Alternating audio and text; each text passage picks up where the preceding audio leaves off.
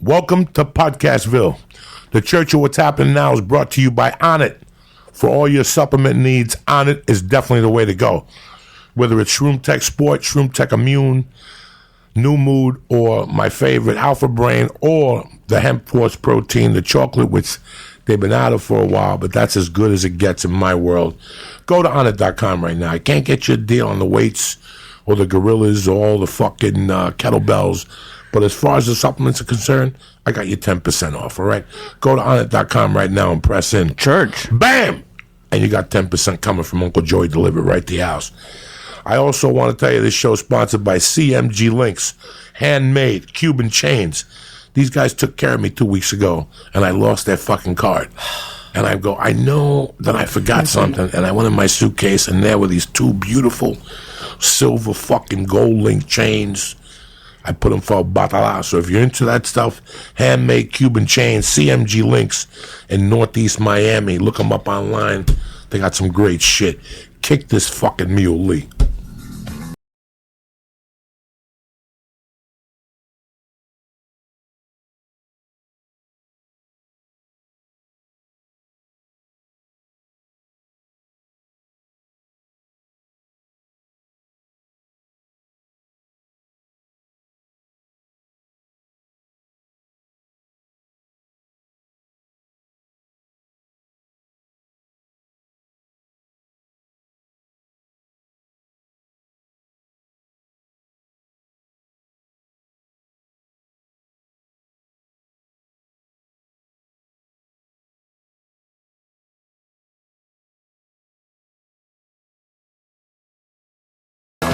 Are you kidding me or what? Joey Diaz here, your uncle. My man Jesus Trejo. What's up, man? Representing the LBC. LBC all day, born and raised, baby. And the Christ Killer coming out the fucking box on a Jewish holiday on Friday. What's happening, gentlemen? Chilling, man. Thank you for having me. This is Absolutely. exciting. You're a great dude. You're a hard worker. Man, I try, man. You know, here's the deal, bro. I've been doing comedy for 26 years. Wow. Okay. And I've been here for 20 of those years. And I've experienced scams from every avenue. Mm-hmm. And I never thought that existed. I could look you in the face and tell you something. I stole things at the Comedy Store, but I never robbed nothing from the Comedy Store. Right. Do you understand me? I might have found a wallet. Yeah. Or found a $100 bill. Or found a cell phone. I tagged it in. Happened across. There was a time I was so broke living here, I would, at night, at 2, I would go in the showroom, and every night I was guaranteed a phone. And if I was that broke, I would go in the back for lost and found phones and just clip 3 of them. And the next day go to Crenshaw, and I had a dude who was a bank robber who'd buy phones from me for like $50 a piece. Hey. And that's all I fucking did. And he used to hang out at the store at night with Eddie Griffin. Oh, that's Then fun. they robbed a bank in L.A., and 2 out of the 4 of them got busted, and he was one of them. Word. And I've never seen him again. Wow. Fucking tremendous. So you must have a lot of cell phones at the house right now.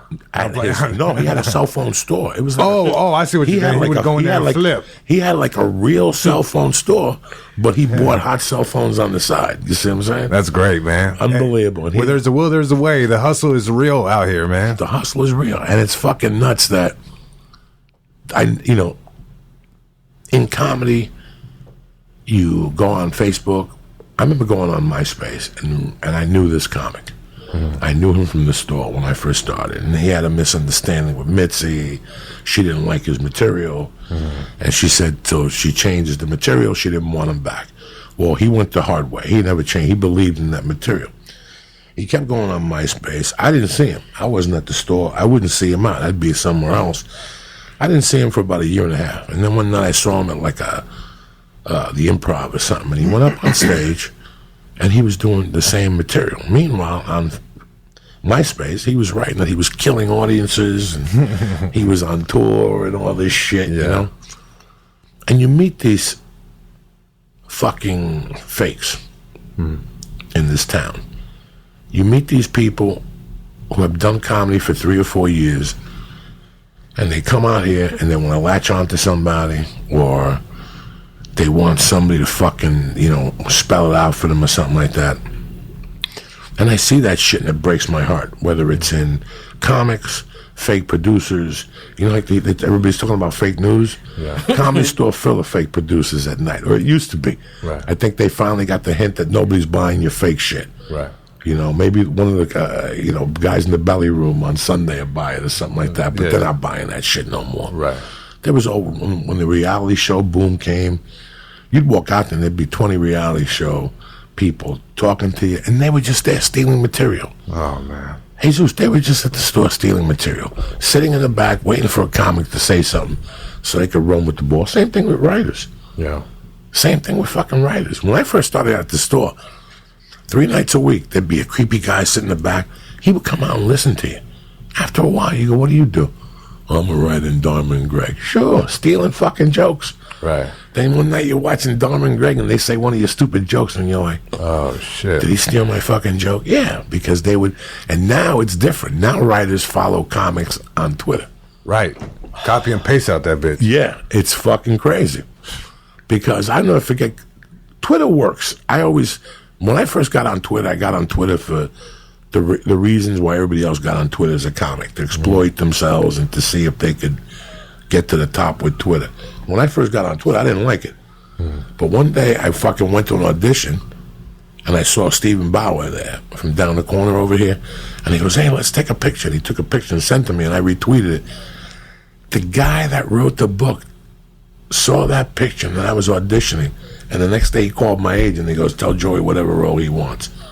Because he watched me on the Rogan podcast.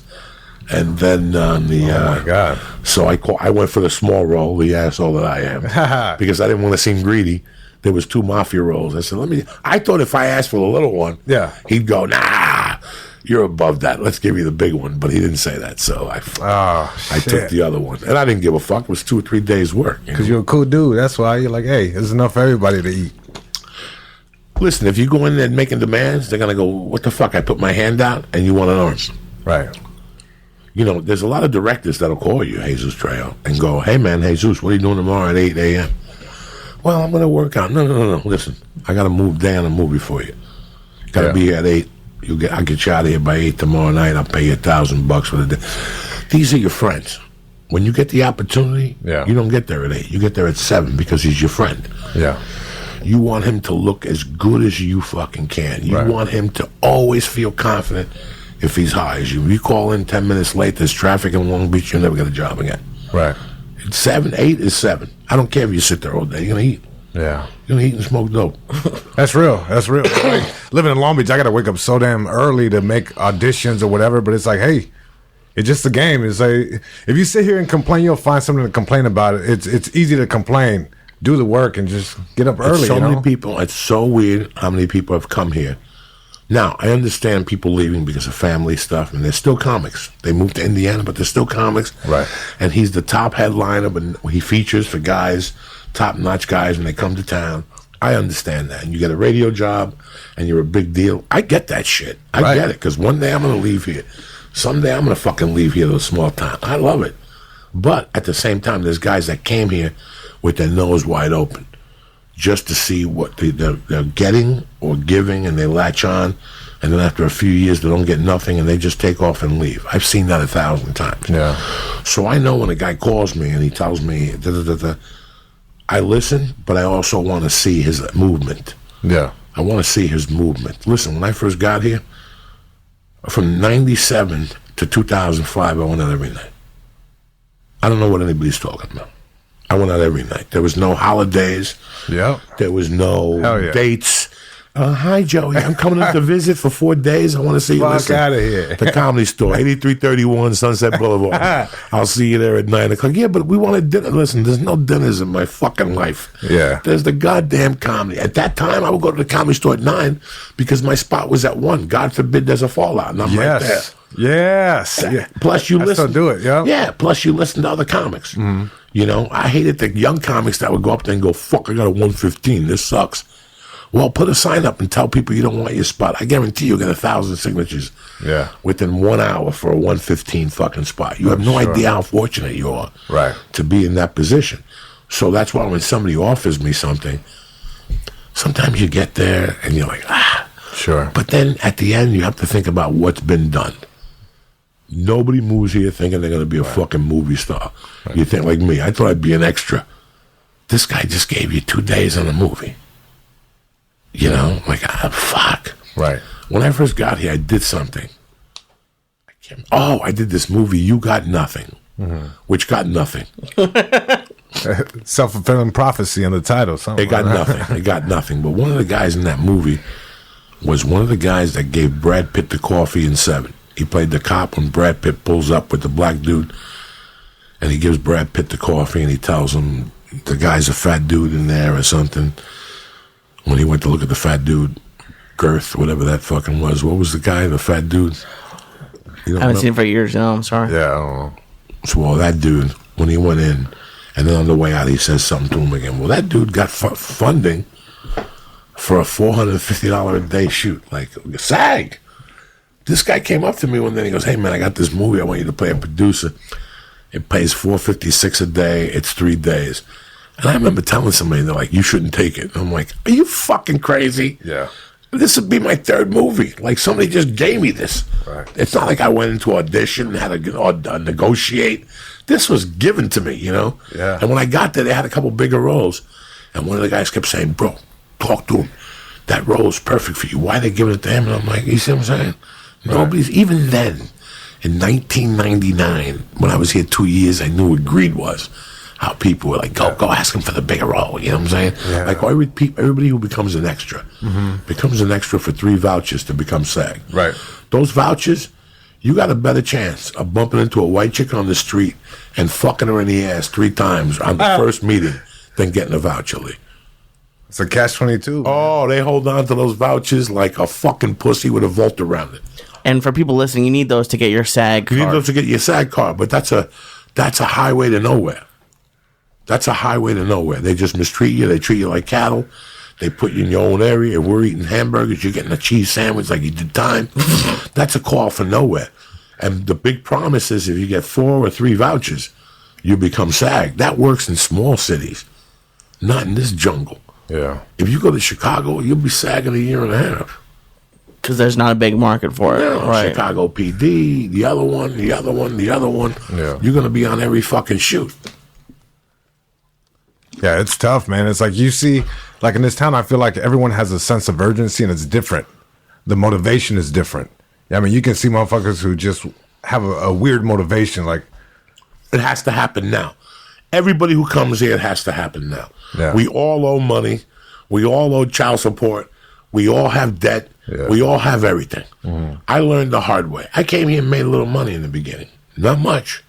But I survived. And then I got a big-time commercial, and that really paid. Yeah. But 3/4 of it went up my nose, and I smoked half of it, so it didn't really count. I paid a couple of my bills off, but I didn't give none of that money up. That was the first time I had money in 15 fucking years. wow. Yeah, that was the first time I had money, and that commercial, I'm 89 now. Isn't it nice when you get those checks in the mail? You're like, oh, man. You start falling in love with that mailbox. You're like, Jesus Christ. I hope you got a little something for me. Listen, I was a Sutton Barth and Minari at the time. They were my first representation for commercials.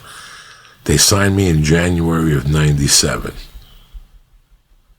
In May of 97, I think I booked something, and then it got scrapped. So I was on the board with them right away.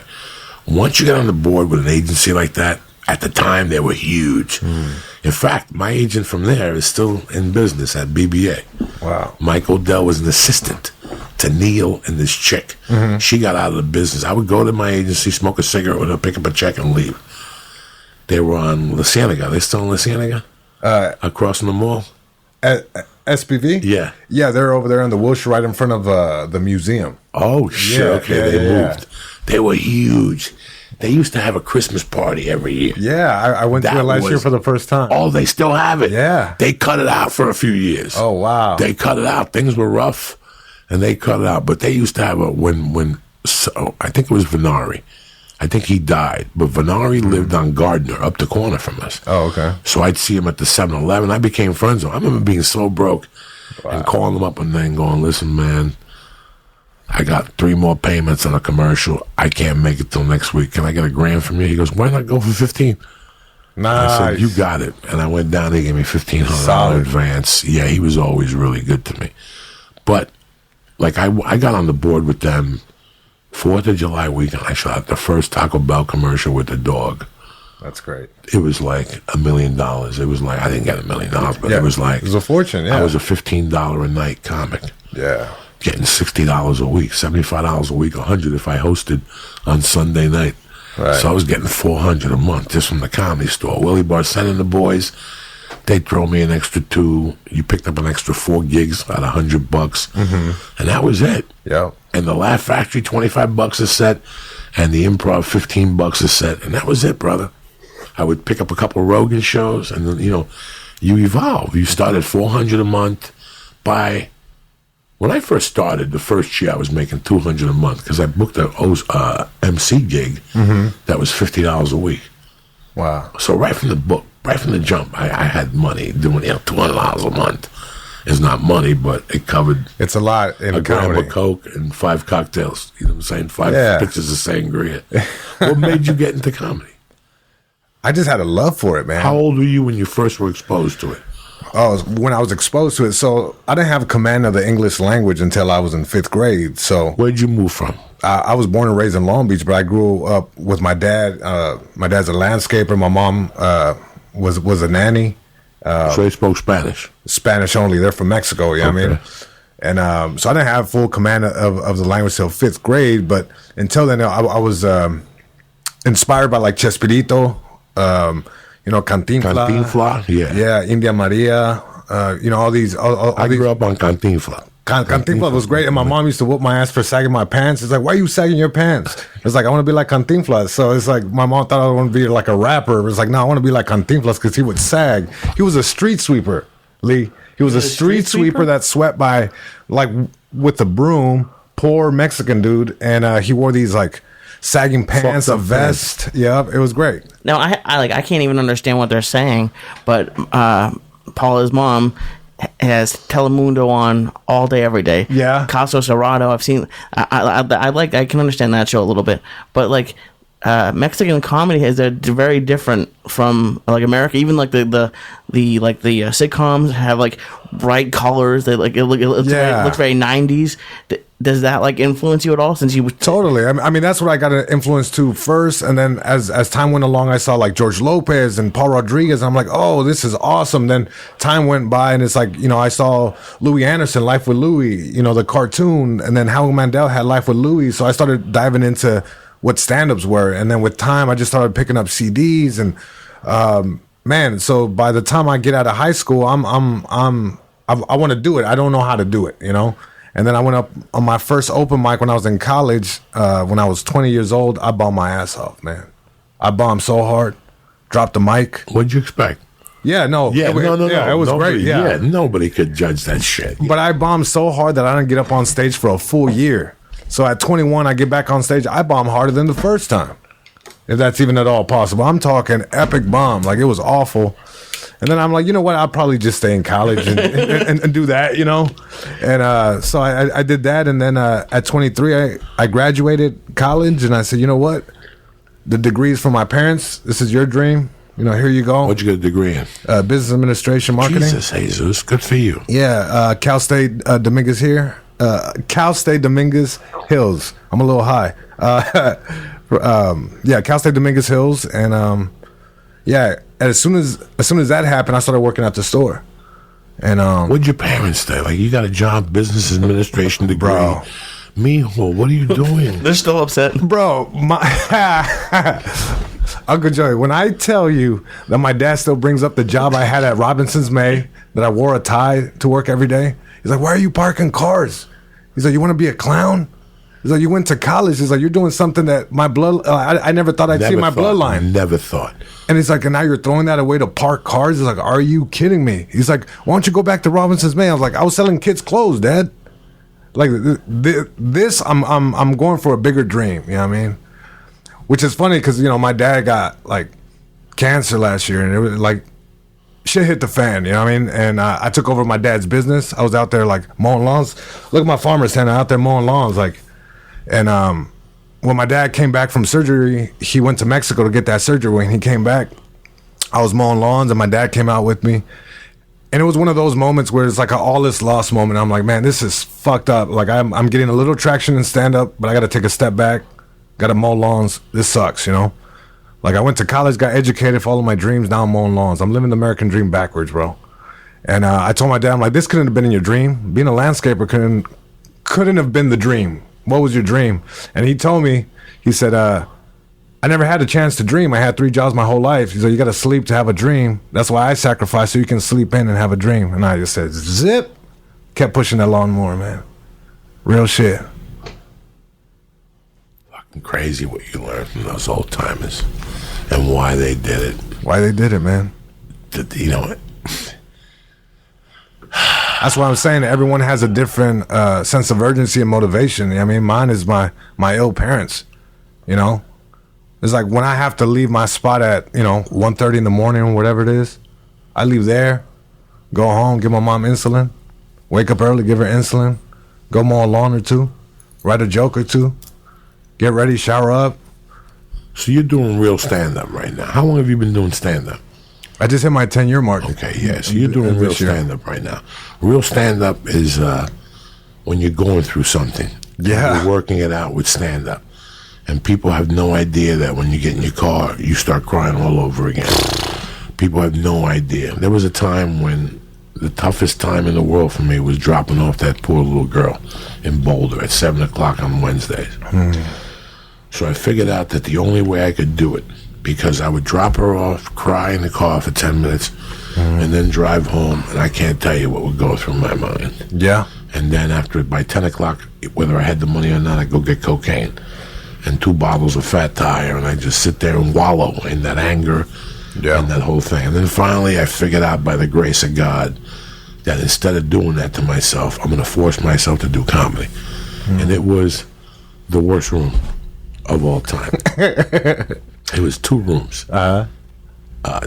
They had it on Sundays and Wednesdays, and it followed a line dancing class. Beautiful. This is when Billy Ray Cyrus was huge. So everybody wanted to do the achy breaky heart. And it was Sundays and Wednesdays. It was an Andy Payton room. Yeah. And then from there, you went to a place called Club 56, where I hit a kid in the head with a microphone with the ones with the batteries in them. Oh, nice. So they're extra heavy? It was in Commerce City, Colorado, or Commerce, Colorado. Oh, boy. But then in there, in the middle of Commerce, because this was like a steakhouse on the front of Commerce, but in the middle of deep in there, there was another place that did comedy.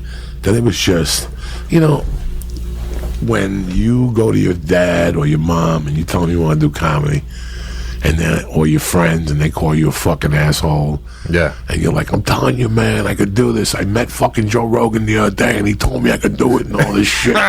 Fuck you guys. And one night you actually go to this gig. Yeah. And while you're sitting there waiting to go up, you actually think of a suicide that would be painful, like the suicide that you slit your wrist, you take pills. You're not gonna cut no corners there. No. You're thinking of suicide, but you're thinking of lighting yourself on fire. It's that type of shit. You want to get the full experience? Oh my God, this guy was an Elvis impersonator. Oh no. From Vegas, and after 20 years, he said, "Fuck it." And he opened up a little truck stand in Denver, Colorado, and he served pizza and Italian food. So he was the cook, the host. And then he'd get up on stage and do a whole Elvis show. And I got to tell you something, he was god-awful. Wait, are you saying he was his own host? He was everything. So when you came into the restaurant, he'd go, "Hi, I'm Elvis." He'd sit you down. He'd take your order. He'd go in the back, heat it up for you. He was a one-man operation. Dirty hands, fucking fat, old. The black wig would slip. So you'd see the white hair. But he had a heart of gold. The guy had a heart of gold. But as bad as an Elvis impersonator as he was, he put $50 out of his pocket every Wednesday and Friday for 2 comedians. And I was always the one guy he called. That's great. And $25. But while you waited to go up, at one point, you ever see coaches when they're losing, they drop their heads in their hands?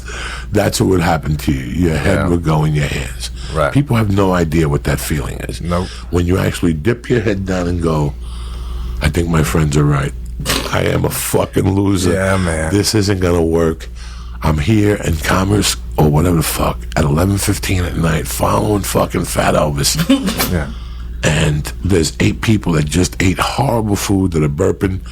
Nobody even got dessert. Everybody's asking for Alka-Seltzer because they got acid indigestion from the tomato paste. And now you go up, but here's the beauty. In your deepest, darkest moment while you're sitting there thinking this bad thought, your name gets called. Yeah. And you shake the guy's hand in front of you and you squeeze it hard from the anger.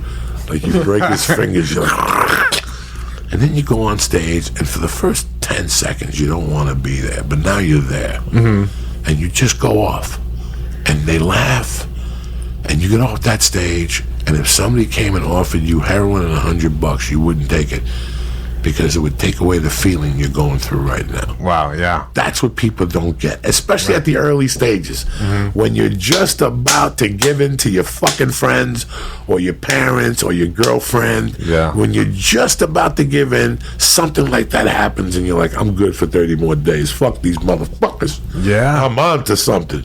Was there one set that you guys remember? One like that went that well? For you, Jesus? Man. You know what? Yeah.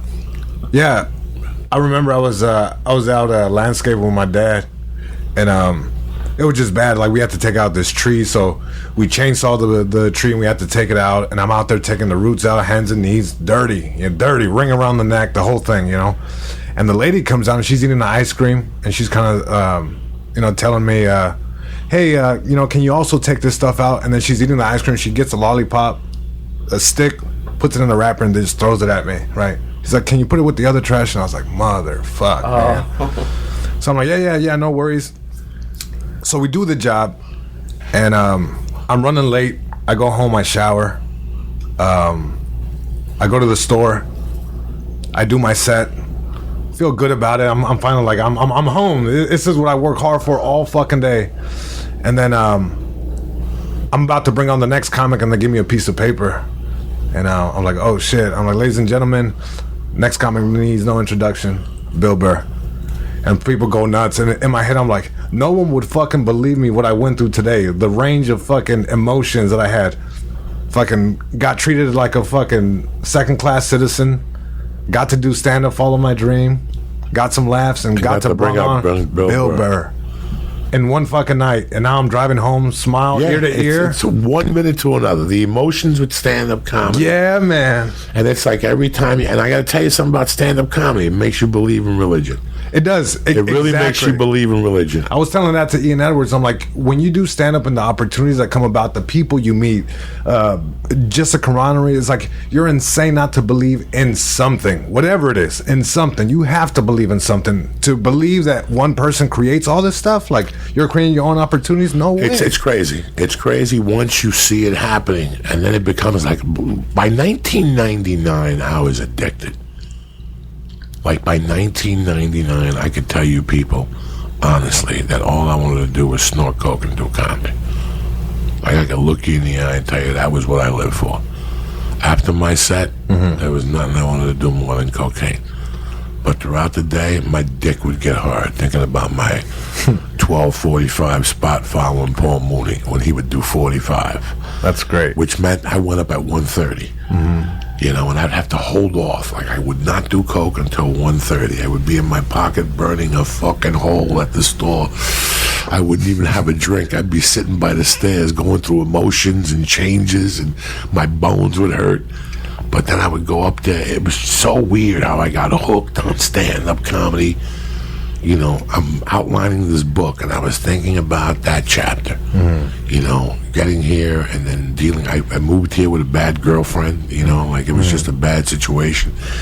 And even though I was making strides at comedy, this chick was bringing me down at the fucking house where you cannot be brought down. You know what I'm saying? When you're a comic, your house has to be clean. Yeah. Everything could be dirty on the outside, but your house has to be clean on the inside. You could go out and go to a Mexican bar and get your dick sucked with George Perez and do blow till 8 in the morning. But when you go home, there's got to be no drama. Nobody could say to you, where were you? Your house has to be clean. Yeah. This chick made my house dirty. And then when we broke up, I was living on the streets. I was living in Ralphie May's floor or in my car or blah, blah, blah, blah, beep, So it was just But you asked a good question before. You ready for this, guys? What's that? All right. So I start comedy in July of '91, part-time. Cocaine, Valiums. I win a contest. I get okay, Jesus. I got about 7 minutes. And then I moved to New York. And while I was in New York, I worked a little bit. Nothing serious, nothing to be proud of. But I figured out what needed to be done. Sometimes, like your dad's job, he gave you the books, you get an idea, you did it with him as a young kid, but one day you figure out how you're going to do it, what needs to be done for you to do this business, work 5 days a week, make a living, pay your employees. Yeah. And the same thing happens with comedy. One day it hits you like a punch in the fucking face. Yeah. And now the next decision is if you want to take it to that next level. Right. They put it on you. You know when it's time, when you're an open micer. Like I was an open micer ready to get 15 minutes paid. Like that's it. I paid these dues. I've done all these bars. I'm going back to Denver. I got back to Denver October of '93. And that was it. I got a notebook and I wrote every set down, and my goal was 20 spots a month. I would do 16, 18, 19. This went on for about 7 months. I got up to about 20 minutes. Nice. All right. Jimmy Abeda, dear friend of mine, comic in Denver. You know, if you're ever in Denver, look at Jimmy Abeda. He'll put you on some fucking show. He's dynamite like that. Hell yeah.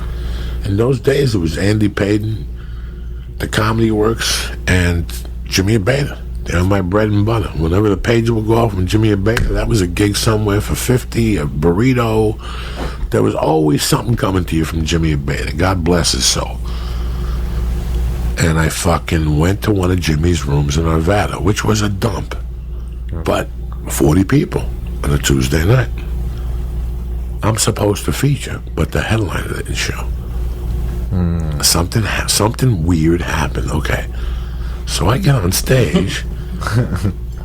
I thought something weird happened. I get on stage and I'm up there doing my thing. My 20's done, bro. You know what I'm saying? You know when your 20's done. Oh, man, when you get into that last joke, you're like, oh. Yeah, you might have even forgot a joke. And I don't see no light.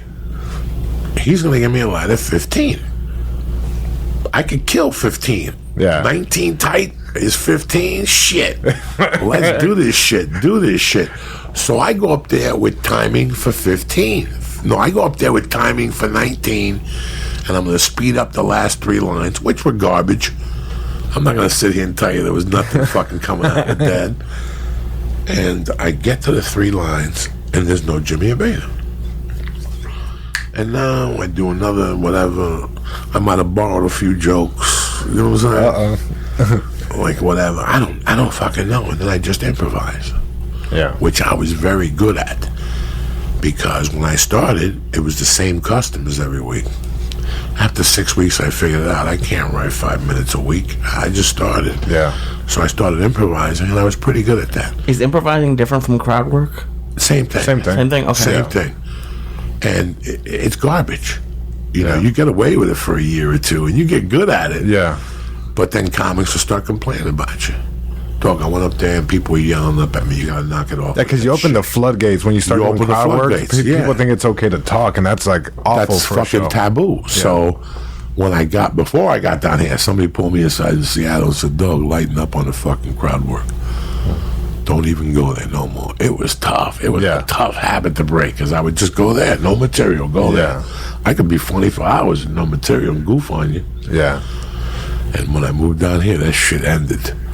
Because as soon as people see that in the industry, you're done. You're done. You're done. Because then it says, hey, he can't write a joke. He can't this. Done. Can I? Even though you're probably sitting on and it works jokes. for some people. And I'll tell you what, it works. It works. Here's the difference. You go 50-50. When it works, it works. Mm-hmm. But when it doesn't, it's a nightmare. But people pay $25. Right. Yeah. They didn't pay $25 to see you fucking talk that shit.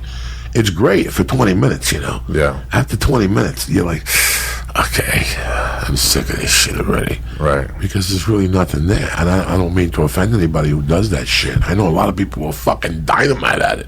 Yeah, no. Dynamite at it, you know. I don't know. For me, it's a little bit of anxiety producing as an audience member because you don't want to be picked on next. Right. Yeah. People always worry about that, but I mean, there's a place. At least for me, I'll say what I like to throw in crowd work when it comes down to like the check drop spot. You know what I mean? People aren't paying attention, so I can't give them material with the narrative. Yeah. So I do a little crowd work and then close out with material. Something strong. Yeah. To wake them up. It's funny. So I go up on the stage and I'm waiting for this light. Yeah. And I'm waiting for this light and I'm up there and I gotta be honest with you, Jesus Trejo. At that time I never really killed. Well, guess what? I'm killing that night. Yes. I'm killing and I'm going. And I'm going and I don't see no light and I'm panicking deep down inside. I'm about to piss my pants and shit my pants at the same time. But I'm actually keeping it together. And somewhere in that night, I see a light. I'm like, okay, good night, thank you. And I get off the stage. Jimmy runs up. He gets off. He brings somebody up. He gets off. And I go, Jimmy, what happened? He goes, bro, I'm sorry. I went out in the car with some broad. It got ugly. He goes, but the good news is, bro, you did 43 minutes. I heard you killed. Yes. I go, 43 minutes? And in those days, there was a newspaper called Just for Laughs, which I've talked about 1,000 times on this podcast. The last 3 pages were all the comedy clubs in the country. And I fucking circled all of that shit. I'm calling all of them tomorrow. Then I opened the Judy Carter workbook and I went through all the agencies. And I listed the ones I was going to call the next day. And I actually went, because I didn't have a phone. Yeah. I would have to go to the gas station and use a phone card. That's great. And I went to the gas station, got a phone call, and after 3 calls, like I was calling like ICM, hi, this is Jennifer, good morning, we're calling ICM, this is Jennifer, who's your top agent? And they're like, who's this? Who's this? This is Joey Diaz. I did 43 minutes at Casey's at Casey's Bar and Grill last night in Arvada. That's who this is. 43 minutes of gold. Who do you suggest me to? That's how bad you get. Like after you get that boost, you go. That's the first boost you get before you get. Now you walk into a club thinking you're fucking Johnny Rickles, and you go up on stage and you get the biggest dick in the fucking world, and you go back to ground zero, and now you're back. Now you understand how ego does not work in comedy. It doesn't, man. Yeah, you got to dissolve ego as quick as possible. Dissolve it. Once you dissolve your ego and you don't give a fuck if you bomb and you talk about it freely, and people could goof on you about it and you actually go, Jesus, thank you. I thought I was the only one that ate a bag of dicks. That's where it becomes real. It becomes real. Listen, nobody wants to bomb and for somebody to throw it in your face. No way. But your comedy goomba to pull you aside and go, woof, that was a rough show. And you're like, I know, let's get the fuck out of here. I didn't want the money. Yeah. I didn't want the $25. Let's get out of here. They might hit us with a glass. Yeah, hell yeah. No, come on, let me get the money. We need those bombs suck where you're like, I don't even want the money. Keep it, bro. Yeah, I'm out of here. No, take the money, dog. You did good. It was the audience. Don't worry about it. The dude didn't have the speakers plugged up. Hilarious. And you're driving back in your car from this fucking bar gig and your ego, and that's when it all weighs on you that maybe your friends are right, your family. And actually 2 days before that you went in the paper and looked and there's a paint store that needs help that you can get that job and shit. Oof. And one of those bombs makes you think about that paint store, and you actually wake up the next day, drive to the paint store, and on the drive to the paint store your pager goes off. Hey man, where are you? Over here. Why? We need you up in Cheyenne, Wyoming tonight by 8 o'clock. You're leaving 1 hour before traffic. Halfway there, bro. Pays $150. Can you make it $150? I'll take a helicopter. You know what I'm saying? Like, fuck it. And then you go like this to the paint store. Fuck you. And you pull away. That's what happens. Yep. You catch those type of religious breaks. Mm-hmm. I was telling somebody, I go, let me tell you something. For 4 years as a comic, you live this certain life. There's a 4-year span that I live with Lee. And Lee's my brother, so Lee goes, listen, I'm taking the big bedroom. I pay $1,000. Give me $400 a month. Get some groceries from time to time, and help me with the utilities and clean the place. I'm in, Lee. Lee's my buddy. I can bust Lee's balls all I want, but on the first, I want to give him his $400. Yeah. As a comic, on the 25th, you don't have 4 dimes to rub together. You're like, you actually have, and I'm gonna have to go to fucking Lee, who wouldn't care, but I love him, and he let me in his bedroom, and I gotta give him this 4 yards. That's all that matters to me is Lee's 4 yards. I don't even have to get groceries this week. Lee will cover me. But let me give him those 4 yards. I'll tell him, Lee, get groceries and I'll give you $50 next week after this gig. Lee, I can't tell you how many times I've gotten a call on the 26th at 9:30 at night to pay me a $400 gig for 3 shows at some bar. And I've sat there and I've actually cried. Like, as you hang up the phone, you actually cry. Yeah. Because you go, you know what? Mick Jagger said it best. You don't always get what you want, but you get what you need. Yeah. As long as I keep putting this energy out there, now something starts to happen. When Jesus calls me and goes, Joey, what's up, dog? Joey, you know I'm your dog. I need a big favor. Headline Long Beach for him. I can't pay you. I'll give you 5 drink tickets. You go down there, you do 2 of those. Jesus, let me do it. Boom, boom, boom. Joey, I got you next time. I'm just short. The fucking dude wants to pay me $50. I'll give you $10. Jesus, I know what's going on in your life. Keep it. Sometimes you do 2 or 3 of those. Yeah. For people who really sincere, don't call me Jesus Trejo and go, Joey, come on down here. I can't pay you. And I get there, there's 20 at the door, and I see you smiling with a gold chain on. Yeah. Don't do that to me. Don't embarrass me, because then I'll be angry with you. But if you say to me, Lord Joey, I opened up a spot in Long Beach, dog. It's a taco spot. They'll feed you. Yeah. They got your picture on the wall already. They're fans, bro. Hilarious. Hook me up with this. It's 7:30 on a whatever. I'll give you money for you. You know what, bro? I know where you're coming from. Right. But don't call me and then I get down and you charge them $25 and you're paying fucking, don't make me say names. You know what I'm saying? Like, you ever get to a gig and they're paying somebody shitty? Yeah. You're shitty, but then he's really shitty. Yeah. But he's getting $30. You know what I'm saying? Yeah. Like whoa. there's all these things as a young comic that drive you crazy and it tests your will. Yeah. It tests You your gotta will. want to do this. You man. gotta want to do this. Yeah. And I see people coming out here. They come out here with this half a heart. They want to play this game, but it's just a game for them. They're just sniffing around to see what door opens. Yeah. They're not putting it to proper work. They're spinning their wheels. Yeah. And eventually you spin your wheels for so long, it's over for you. I've seen it 1,000 times. Yeah. 1,000 times. Even through all that cocaine and all that shit, I wasn't spinning my wheels. My goal was to make a move every 90 days.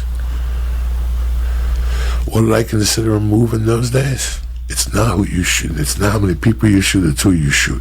A Thursday night set at the store. In your back of your mind, you go, listen, I got a spot Tuesday, Wednesday, but I'm going to key in on Thursday night set. That's my showcase in my mind. That's when Warner Brothers is there. That's when Pink Floyd's in the room. Everybody's in the room. Psych yourself out for that one. Yep. And those were my goals. If I killed on a Thursday, my weekly goal got hit. And then my other goal was to book a theatrical job or a commercial. To make it a stride. Every 90 days it was a stride. Don't worry about what the fucking pays. Stop with the fucking payment. You know what I'm saying? You want something, even if I come to you and go, dog, it's a SAG promo. You ever shoot a SAG promo? No, but the what is the public service announcements? Same thing. Yeah, same deal. difference. Yep. You get to a SAG promo, you're like shit. oh shit. You're like, oh shit. The first SAG promo I shot was with Sebastian Maniscalco. Oh, nice. For fucking Politically Incorrect 2000 for Soprano Week, for Mafia Week. Okay. When they showcased the Sopranos and some crime bosses and shit. And me and Sebastian go down there. The back of my mind, dog, I had Sutton Bartavanari. Okay. They sent me out for that. I get down there, I book it. The next day I go down there. Sutton Bart just goes, go down there. And in those days when they give you the contracts, it tells you your rate. Right. On the contract between me and you and Jesus Trail. I sat there at night and I just dreamt of, for some reason I had the number 2100 in my head. I thought it was like a buyout.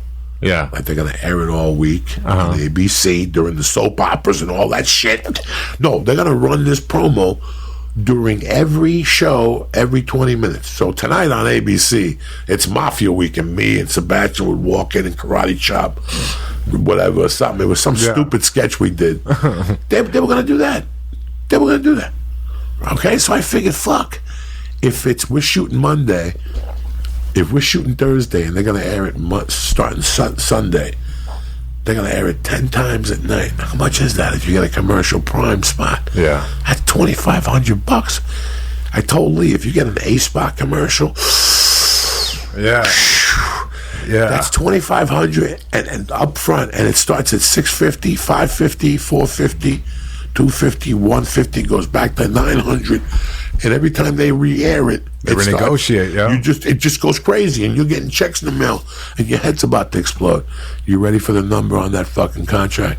Drum roll, please. $350. Oh shit. My heart sunk. I'm like a fucking promo with whatever from Politically Incorrect, who's on HBO now. Oh man. I'm like, $350 SAG. Why do I pay these people? Why do I pay these people fucking a dime? $350? They're robbing me. Yeah. If I shot a commercial for Politically Incorrect and it ran A sides and they paid me legitimately, you walk out of there with a ton of loot. SAG's paying you $350 per promo. That's why, probably, right? per promo. Yeah, it was a and that promo. includes the shoot day.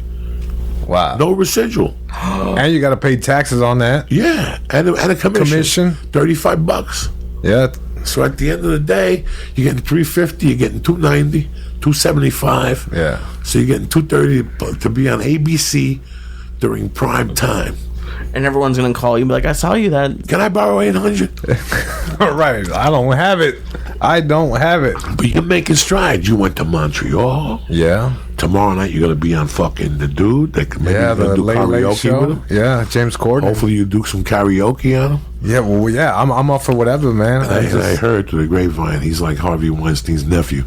He might touch your little culo. And Oh, shit, hey, and put man. you in the sketch. And you then know I might what? just have the 350. No Sure. the longevity on that. Take the bullet and let him grab your little Mexican ass. Who gives a fuck? You know what I'm saying? Your cousins did worse. Hilarious. Jesus Trey, you've been hustling. I've been hustling, baby. I see it, and that's what I'm saying. Tonight when I talked to you, when I spoke to you this morning, we were sitting around, and a friend of mine was going to call in tonight. And I'm sitting there, I'm going, wait a second. This fucking Jesus Trejo kid, I hear his name every other week, which is big for a guy like me because I'm in no circle. I'm in no circle. So when I hear your name, and then I see you, you're always a gentleman, you're always polite. I knew for a while your family was going through something. They were supposed to do a benefit or something. I said I'd be involved, but I was out of town. So you've always been a gentleman, and you're not walking around with your nose open. And I know why. That's your Mexican pride. Yeah. Your Mexican pride would Mexican never pride. allow you to walk around. Well, a certain Mexican pride will not allow you to walk around with your nose open. You'd rather get thrown over that fucking wall and sell lollipops in the border and bow down. Who gives a fuck? I'm a fan of the hustle, man. That's just the way your people are. That tree that you're from, I could see already. Your father came over here and got a fucking lawnmower. Yeah. And he did the best he could. He fucking kept the house alive with a lawnmower. Yeah. Every time you see a lawnmower, bow. Throw a penny at it out of respect for the Jews. Yeah, man. Thank God that one Jew invented a lawnmower. Every time I see a Garner with his son Can you out there imagine helping that? him, Can I you chuck a imagine what your deuce. dad did? That's what most people He's don't. a G, man. That's what most people don't understand that cry every fucking day. You come here from another country, you get mocked at times while you're out there with the lawnmower. Yeah. In today's world, when all you hear is about all this bullshit, you don't hear about the truth. You don't hear about the lady who puts a stick in a thing and throws the lollipop at you. Yeah. Yeah. To just make you feel worse than what you already feel like. Yeah. But again, your pride is the one that makes you carry that lawnmower every day. You know, it's so weird when people do something like that. See, Hey, people don't look. I have this like I talk to Steve Simone often, and we have this thing where it's like, look, it doesn't come when you call, but it's always on time, and people genuinely mean well. There's good in everybody. Just people sometimes don't know any better. And you can't get mad at them. Sometimes their actions are different than what's really in here, or they're projecting something that, look, everybody got shit on their plate. People carrying a different weighted cross. We don't know the weight of it. So some people who you think is an asshole probably carrying a heavier weight than the one I'm carrying. You know what I mean? And I don't know that. It's not for me to know. All I know is that I'm focused on the prize. You know what I mean? That's all it is. It's so weird. I'm looking at you, And I see you in that hallway at night at the store, and I see you walk by, and you always shake my hand, and I see how you are towards people. And you know, at the 10-year mark of comedy, especially when I was at the store, I was just buying time. Jesus, I ain't gonna lie to you. I was just buying time. I had no idea that I was gonna be in a podcast room with you. Yeah. Going to Indianapolis, selling out 3 shows. That was not even on my agenda. I can't. I was just looking to survive. If I could have an apartment, snort coke, and do spots at the Comedy Store, that's as good as it was going to get for me. Yeah. Somewhere along the line, I'd do a line of coke too much, and he was a good comic. He was a regular. Great. Bye. Get the fuck out of here. Next. When's the next fat coke fiend coming down the pipe? Details at 11, you know? Stay tuned. Belushi, the other fat dude from fucking Saturday Night Live died. He's just another fat fuck that died from coke. That's why I was happy I got off the coke. Yeah. Because, fucking, you're gonna die anyway. But I'm gonna have Lee find me here. Yeah. My wife's gonna call Lee and say he never came home last night. Come here and I'm on the floor. I came here and did an 8-ball. We're all dying. We don't want to expedite it. Yeah, we don't want to expedite it or fucking die from that stupidity. Hell no. You said something interesting earlier, Jesus. You said both of your parents speak Spanish. Like, that's all they speak. Well, they speak a little bit of English. My dad speaks more English because of work. You know, he worked construction, that kind of thing. But yeah. Because, like, I grew up my whole life hearing from various people, like, oh, why don't people learn English? Like, it's because they're too busy working, people. And like, yeah, and like some people, like, even, and I get it in some situations, but like, they would view it as disrespect to speak a different language. And to me, I never saw it that way. But seeing, like, in those areas in LA, America, where you just don't need English. Right. Is you don't need it. You don't need English because all the signs are in Spanish in downtown LA. So, you know, certain parts of it, you're like, The grocery store is named El Super. El Super. It's just what are your guys' opinions? You guys obviously speak English perfectly, but do you think it's a respect thing? I know your mom was pretty strict with you, Joey, but I don't see it. Go, Jesus. Like a disrespect to speak Spanish, or yeah, I mean, did people by not learning English, right? Did you feel it was disrespectful? I mean, your dad was forced into learning the language because that's his business. Yeah. You can't keep walking around saying 5 pesos. Right. Yeah, he knows work English and stuff like that. But stuff like that. I mean, obviously, if I was gonna have it, like, you know, I went to school. It's English. I think when Jesus said that, he said from a second language home. Well, he said he didn't like. He didn't have I didn't have command of the language until 5th grade because I grew up in an environment that only spoke Spanish. Right. And once I started going to school, like elementary school, you start getting introduced to it. But I fully got the command of it come 5th grade. You see what I'm saying? Right. So it's like, and you never failed none of the classes before that. I was in slow classes. I tested really slow. I tested really bad, so I was in slow classes. You know, I was a special ed class because it was like, oh, you test horribly because you can't speak the language. I can't speak the language. Sure, that's so what it's they like did to kids in my school also. Yeah, these guys were geniuses, but they were good with math, right, and something else. But 2 things, English, they'd fail. Yeah, so they'd keep them there. That was fucked up. Well, listen, it's not where you start; it's where you end, baby. That's right, man. Business Rolling and shit. Hey. From fucking college. Shake them up, boom. First Mexican, your family, first generation. Generation? That passed the fucking 8th grade. Never mind fucking college. Yeah. I mean, so no. You have a lot to be proud of, bro. Yeah, I'm excited. Family has a lot to be proud of. Thank you, man. That means a lot, man. And look, when I called you today, I didn't know you were going to be on the show. That means a lot, man. This is what happens. You called me to extend something, and that goodness you brought out turned around. I did not even know you were going to be on. I didn't even know James Coldren put comedians on. Yeah, he's put a handful of people on it, so I'm excited. It'll be Cedric on it, and Hussein Bolt are going to be the guests, and your boys on it. I was supposed to do it last month, and I got bumped. Stephen Colbert was coming on, which is fine, but look, it was a blessing in disguise, man, because I've been running this 5-minute set, and there was a line, my opening line in my head, it clicked, and it was funny, but I just kept running it on the open mics, man. I just kept running it. Just 3 or 4 mics a day, just running it. And my homie DeMar Randy, I was hitting, spots with him, and he gave me a tag, and it just turned everything around. And I'm like, everything happens for a reason. Blessing in disguise. Had I done it then, it would have been fine. But now it's clicking. Now. It's clicking, now it's man. Money, honey. Money, honey. I'll probably do a set tonight at the store, late night, to get the bomb out the way. Go in there just hungry for some meat. Rough it out.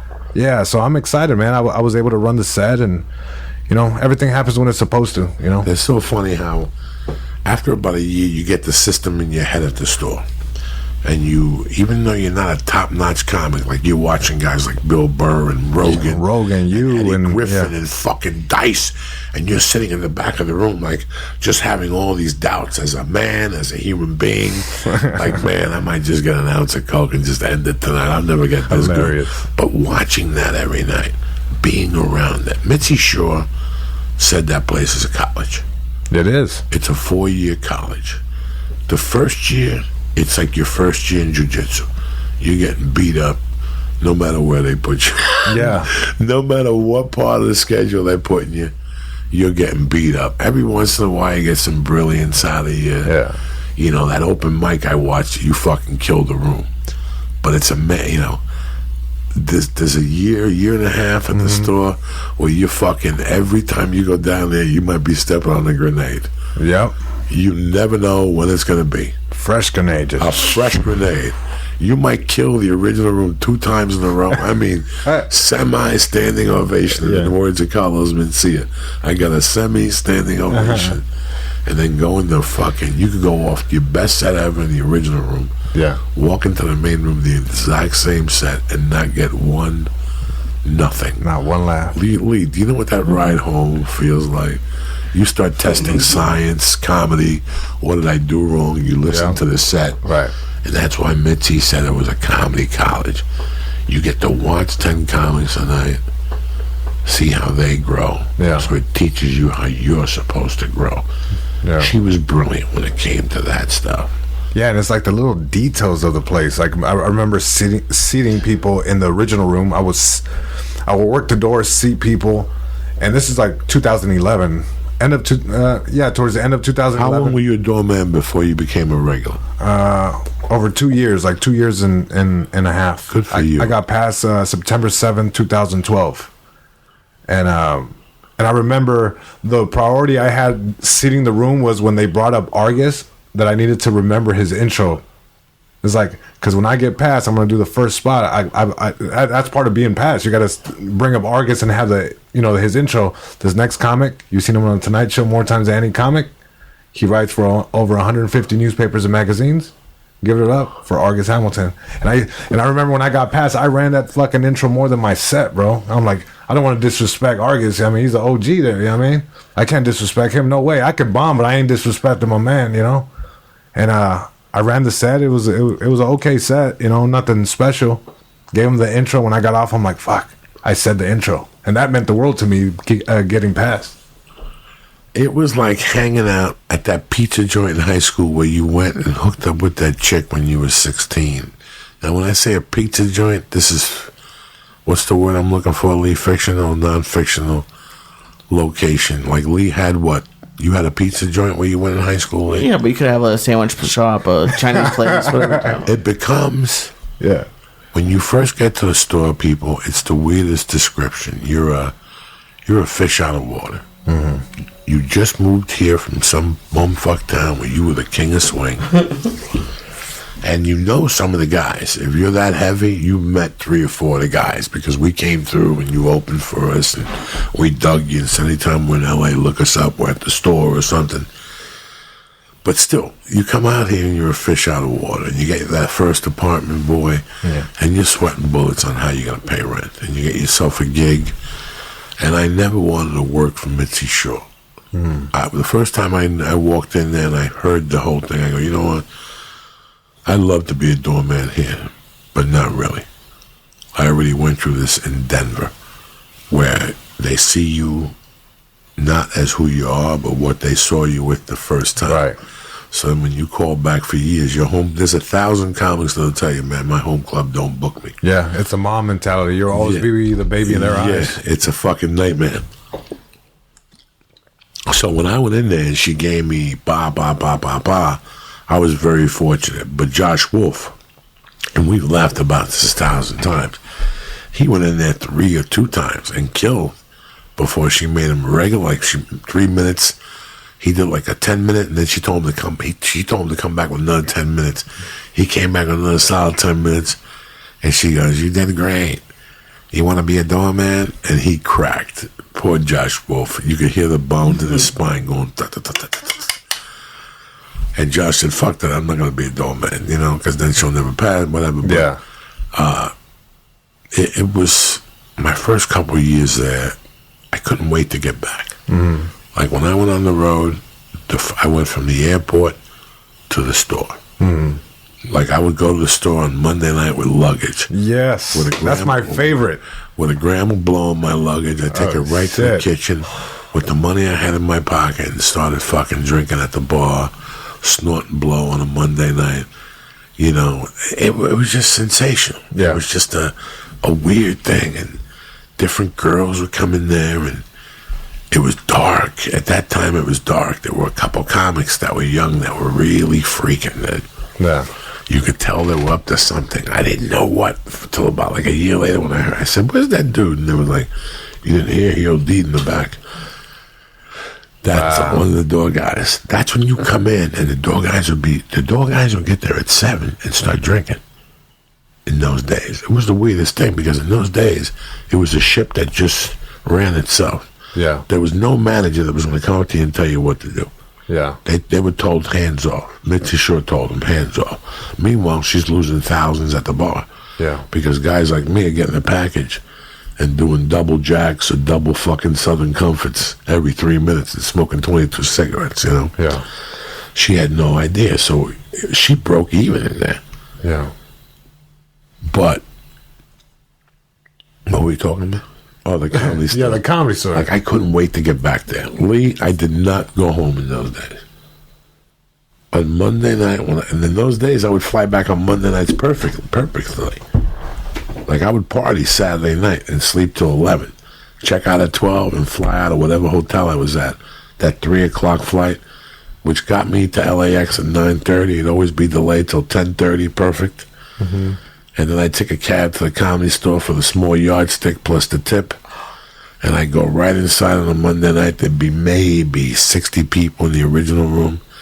I'd get up real quick, do 10 minutes, and then go right back to the bar and give the bartender a 20 and go to work. Get 5 packages for 100 from the doorman, and we go to work in there and pray that a victim would come into your lair. Because the main room was empty. You could take them into the main room, woman's bathroom in those days. Dang. That was the cave of death. If a girl agreed to go in there and do a line of coke, you had her. She didn't give a fuck about her state or what. Nothing. Wow. Where's Tony Bennett, cocksucker?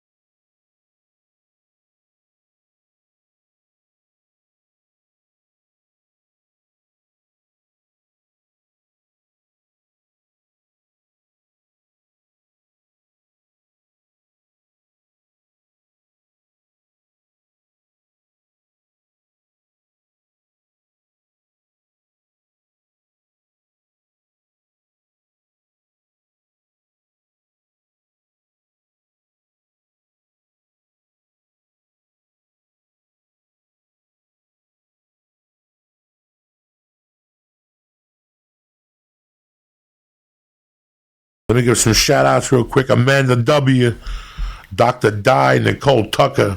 Thank you for coming for the Kentucky shows. You people are good fucking people. I had a good time in Kentucky. Josh Cowden, Nick Alvarado, Andrew Nandiel, my little fucking buddy up in Nyack, New York, slinging dick. Bubba Hodge boys, my fucking savages, smoking reefer in the morning with me on Periscope. Sir Alex Ferguson and River C137. I love you, cocksuckers. I gotta tell you guys about something real quick. Tremendous. Like you said, Jesus. You don't know where your day's gonna end up. All you can do is give it 100%. I got up this morning, had a conference call, I had to send some guys some fucking emails. I went to jiu-jitsu, and I had a meeting with these fucking dudes.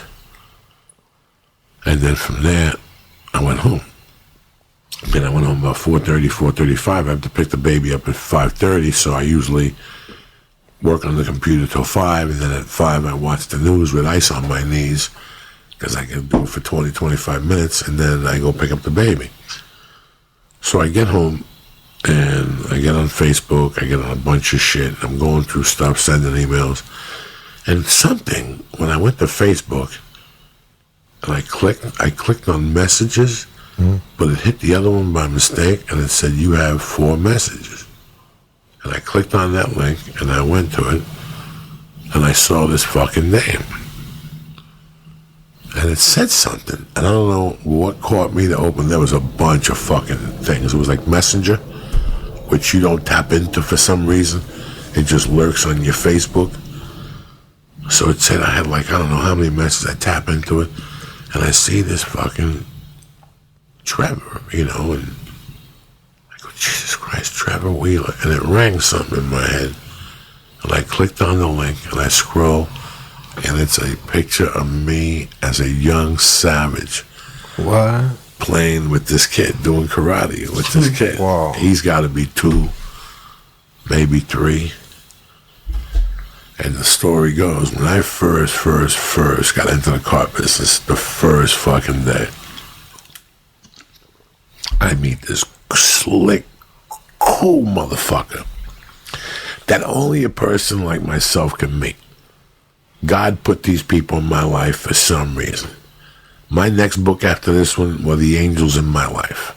I got about 15 of them. Like I said, I have not heard from this guy. But mine and his relationship started 6 months before I committed the crime. 6 months. April of 87 was when I met Jim Wheeler at a Subaru dealer called Bill Kratz that was known for being thieves. And he was the underboss of the Den of Thieves. It was a den of thieves, dog. There was 11 car salesmen, and we were fucking selling tons of cars in that corner. One guy ended up being a bank robber that would rob banks at lunchtime from the car dealership. So he'd go for lunch and rob a bank and then come back an hour later. Shit. One guy, Norm Ouellette, went to prison for something else. We had him with ankle bracelets and shit. The one guy, Brian, ended up becoming a service guy. The one guy, Wayne, was another big part of my life, but he came later at Bill Crouch. His son worked there with him. Now, he was a young kid who quit high school. You had all these killer car salesmen. And how I got into the car business was that store. And yeah, the guy's name was Peter Pinto, who hired me, and he was kind of giving me the ropes. But the guy who came up to me the first time and asked me if I wanted to smoke a number or fucking let me teach you how to do something with this Jim Wheeler dude. And I fell in love with him instantly. I was a kid, bro. I was maybe 25 years old. He was maybe 37, good-looking dude, short. And then we started doing karate in the back. He was a big Bruce Lee fucking dude. He was a big Bruce Lee dude. He had a book signed by Bruce Lee, the Tao Jeet Kune Do. So me and him became tighter and tighter and tighter, right? So I'm good at this car dealership. I'm a young pimp. I'm snorting coke. I got a girlfriend. I went from making $800 a month to making $7,000 a month selling cars, wearing a suit, going to fucking not Coco's, but the other one, the Red Robin. I go to Red Robin and drink the fucking 450 margaritas, the top shelf and shit. Oh, I was Johnny Goomba. Hell yeah. I never cooked again. Cook is for fucking maggots. I was burning through that money. They would give me like a $2,000 advance on the 5th to pay my bills, and then they would wash me out on the 20th. So I would pick up like 2 G's on the fucking 5th, and then you would pick up like another 3,000 on the 20th, which, dog, was fucking a lot for a kid like me at that age. Are you fucking kidding me? 3,000? I was getting breakfast every day at Taco Bell? No, the other one. Del Taco? No, Burrito Supreme. No, that's Taco Bell. What's the other one? Jack in the Box. Jack in the Box. There was a Jack in the Box up the corner from the car dealership. And I used to go in there every day like Johnny Bananas. And I'd get the fish and shrimp salad. That's how I first learned that was fucking communist fish. When I would go home at night and fucking How had dare you shells. judge what I eat? My God. And the salad and the fucking thing was garbage. Oh, my God. And then I would eat that and 2 of those greasy dollar top. In those days, they gave you 2 huge Jack in the Box. We'll give you 2 killer tacos. Now they're all for sad $1. looking. Oh, they were delicious. That fucking baboon meat would sit in your stomach for a week and a half. You'd have these farts. Baboon meat. You'd have to pull over and leave your car doors open the trunk. It was like you ran over somebody. That's how bad your fucking ass would smell. I must have gained 30 pounds. But anyway, back to the Jim Wheeler story. So I'm rocking and rolling. I'm snorting blow. I got this girlfriend who ended up becoming my wife. And one day, Jim Wheeler's the used car manager. And I said, Jim, you know what, man? They're taking away my fucking demo. This is bullshit. He goes, I got a car for you. Jim was a brilliant salesman. He really was, bro. He taught me a lot in the beginning. He was solid. So, fucking, I bought a car for him. Put it on the arm.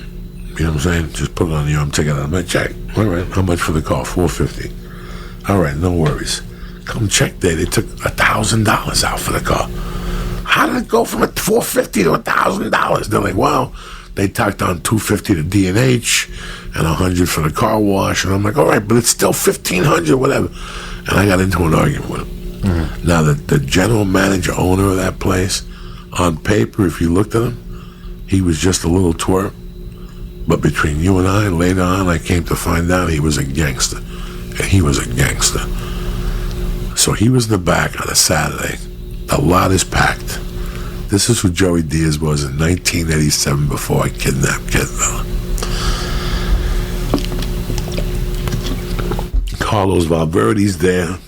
This guy Owen is there, who was a big, what do you call those dudes, surfer that would come here in the winter and then there in the summer and sell cars. These were all big guys. I went into Peter Pinto and I yelled at him, what the fuck, why did you take this money? I trusted Jim Wheeler was my Goomba. Jim Wheeler was not going to fuck me over. So while all this is going on, Jim Wheeler's in accounting trying to figure out why they took so much money out for this car. So this is how hot-headed I was. I went at Peter Pinto. He said he wouldn't give me back the money till Monday or Tuesday. And then Wheeler came in and goes, Joe, relax. I'll have the money for you on Monday or Tuesday. I want the fucking check today. So like, Joey, they can't give you the fucking check today. I don't give a fuck. Go get the owner and tell him I want my fucking money. And then Peter Pinto goes, if we give you your money, you can't work here no more. And I looked at him, and I went into the service department, and there was a fucking sledgehammer. One of those light ones. And I jumped on one of the Subaru GL10s, and I said, listen, if I don't get my fucking money, I'm going to start smashing windshields. And 10 minutes later, they came out with the cash. Peter Pinto gave it to me out of his pocket. They sent me home for the day to think about what I had done. Holy shit. And I'll never forget, it was Jim Wheeler who fucking took me down from the ledge. I ended up quitting. I was still friends with Wheeler. I went back, and that's where I got arrested for the kidnapping. Oh. Okay? He deterred the cops. From what I heard, him and the guy I had a beef with deterred the cops. They sent Blazing Brett Hazen to my house to wake me up to let me know the cops were en route, that they could only stall them for so long. He kept telling the cops, listen, they'll be here in 15 minutes. Wait for him. And the cops kept going, no, we want his address to send a car to his house. And they kept making up lies. Nah, it's the wrong address we got. They gave him like a wrong address, and they figured it out from my license, and then they shot the fuck over.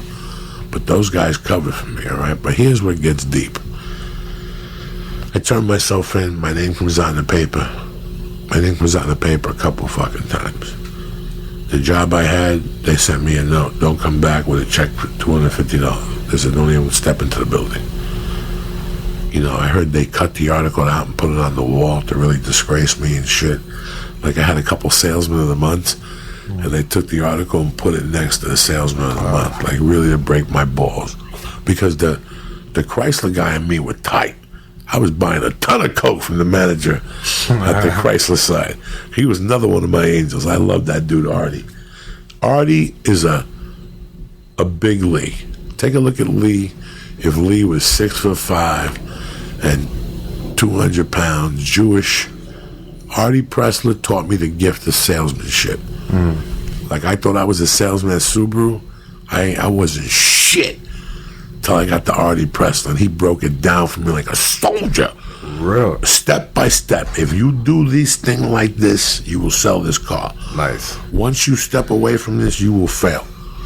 And how no matter how much it hurt for me to do what he'd say, I did it, and my car numbers doubled.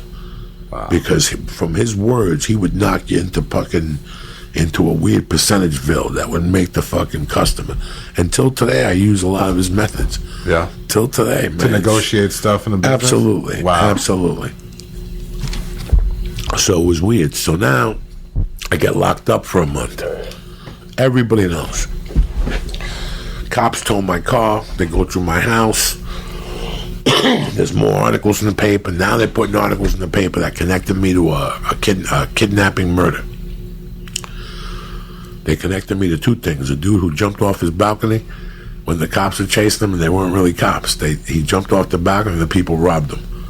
And he broke both his legs. Fuck. Some moron. And then there was a Cuban kid who was selling coke, but he was getting like $80,000 from the government to go to school there because there was no Cuban kids. He was milking them for Pels and Pels cousins and more Pels. And in those days, in the late 80s, if you were Spanish at a white campus, you lived like a doctor. You didn't even have to play football. Fuck that. They put you in a category with American Indians. They give those people casinos at those colleges. They give them like a little dorm. Listen, don't tell nobody.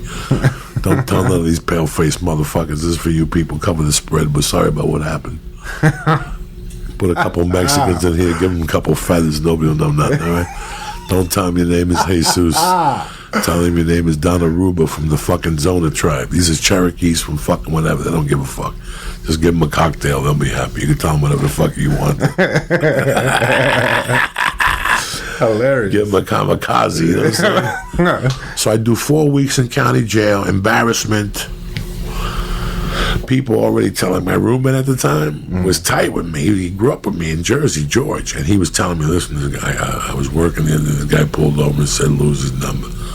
Like coke dealers had told me to stop. Weed dealers said, don't come on. He's hotter than fuck. If he gets out on bail, he's gonna have cops watch him. So I was getting messages like, are you kidding me? Jesus, why don't you want to talk to me no more? I can't talk to you, bye. And people would just hang up on me. Because by me getting out of jail, either I was on a rat, right, or X on you now. Yeah, so now I had a fucking terrible X on me. I applied at 2 places for jobs. They thought about it for a day, came out, and they were like, I even went to places that would have hired me in a fucking heartbeat any other time. And they told me no. And one day my phone rang, and it was Jim Wheeler.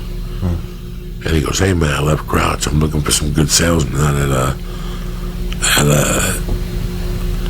at Valley, Longmont, Subaru. And oh my God. So it's 1987. He gives me this job. I'm so cracked from the kidnapping. I can't sleep at night. All I'm thinking about is the 9 years they're going to give me. They wanted me to plea bargain to 9 years, second degree kidnapping. I'm like, fucking 9 years. I couldn't sell a car. I couldn't focus. Yeah. He got the company wanted me gone once they found out it was in the papers. The company went to him and said, if he's not selling cars, he's got to go. So Wheeler gave me a deal on a Subaru, basically, gave it to me. We bought a car for like $168, a beautiful Subaru hatchback, 2-door, which she got triple for. When we got divorced, she got triple for that fucking car. Dang. The car was mint. Little red fucking hatchback. Jesus Christ, how time flies. So now, I'm tight with Wheeler. Wheeler fucking bailed me out when nobody would hire me or talk to me. Wheeler bailed me out. He got married that December. He invited me to his wedding. He had a little child. In the car business, when I say to you, Jesus, what's the offer? $250 a month. Let's bump him up to $280. A bump means that your income goes up. Right. When the one kid was born, Trevor, he would always refer to him as the bump. My life got bumped. Now I got to pay more fucking money to the wife, so I got to stay here all fucking day. He was a great salesman, bro. Wow. We used to smoke weed together. We used to play the guitar together and sing. He played the guitar, I'd sing. We used to do karate demonstrations in the fucking car. Wait, how old were you? 30? 25, 26. Wow. Now I go to prison. Karate demonstration. I go back to fucking New York. I'm doing comedy. I come back. Who's the first guy I call? Jim Wheeler. Jim Wheeler calls me back. Goes, what's up, my brother? I go, I'm looking for a gig. He goes, come on out to Longmont. I got you a gig at Winkler. Winkler used cars. Winkler, the old man. People were making $10,000 a month there. Retards. Wow. Selling used cars, pay here, buy here, the Mexican people. He goes, you think I'm kidding you? You want the car, you got no credit. Right? You got no fucking credit. Right, you play that angle and this car is worth $1,000. I'm gonna charge you $2,500 plus the VIG. You're gonna come here every Friday at 5 o'clock and give me $160. Then you drive your car. A family, a Spanish family, will pay $160 a week to drive a decent car back and forth to work and depend on the family. Is it a Maserati? Not really. It's just a fucking car. You ever see El Chapo? No. Yeah, no. His cousin. What's his cousin's name? Fucking, not Federico Sanchez. Fucking Pablo Escobar. When Pablo, after they figured out... I had no idea they were cousins. Yeah, whatever. They sell coke together. They're cousins. They're all fucking cousins. After they figured that he had high-level cars, he put his people in these fucking weird cars. These pieces of shit, Dodge Darts and shit. Mm-hmm. That's what you get when you're a Spanish family. Right. And you move to Longmont. But you're making bank on these people. And he would pay you advance.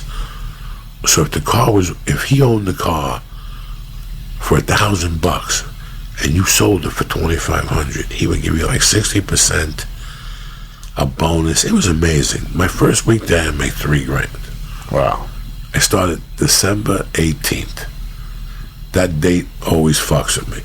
December 18th. Yeah, I start December 18th. I get the first check from him, and then we're going into the second week, and what do you know? It's a Christmas party. I go to the Christmas party that day. The lot's open, but they're barbecuing, they're serving food, they're doing all this shit. And I'm playing basketball. I'm looking at the people playing basketball. And at that time, I was still in good shape. My shoulders are good, and I could play basketball. That's what I grew up on doing. And I'm looking at this guy. And I'm like, that's fucking Doug from Aspen. Did I ever tell you this, Lee? Yeah. I don't know. I think so. Doug, Shotgun Doug from Aspen. Okay? Shotgun Doug. So when I met him, he was Doug. Okay, when I first went to Boulder, Colorado, to Aspen, Colorado, from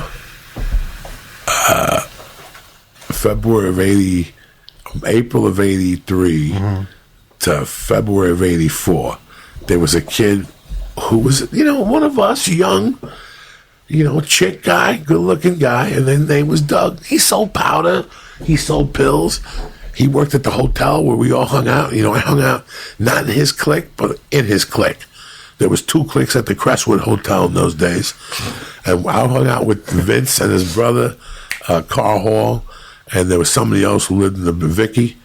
And then they had their clique. Brian, Shotgun Doug. Brian was a fucking moron who later on I tolerated. But every once in a while you wanted to smack him in the mouth for a stupid statement. He was too old. How does he go from just Doug to Shotgun Doug? Okay, very interesting question. How did he get bumped? How did he get bumped into Shotgun? Okay, so I leave till 84. This all goes down. What I'm telling you right now is going down in 91. Okay. No, this is going down in 93.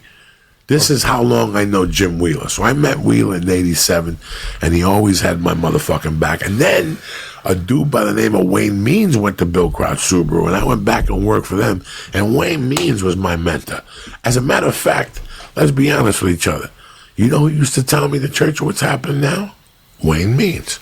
Wayne Means. Because Wayne Means had a belief. Wayne Means used to say to me, listen, dog, I don't give a fuck what you did yesterday.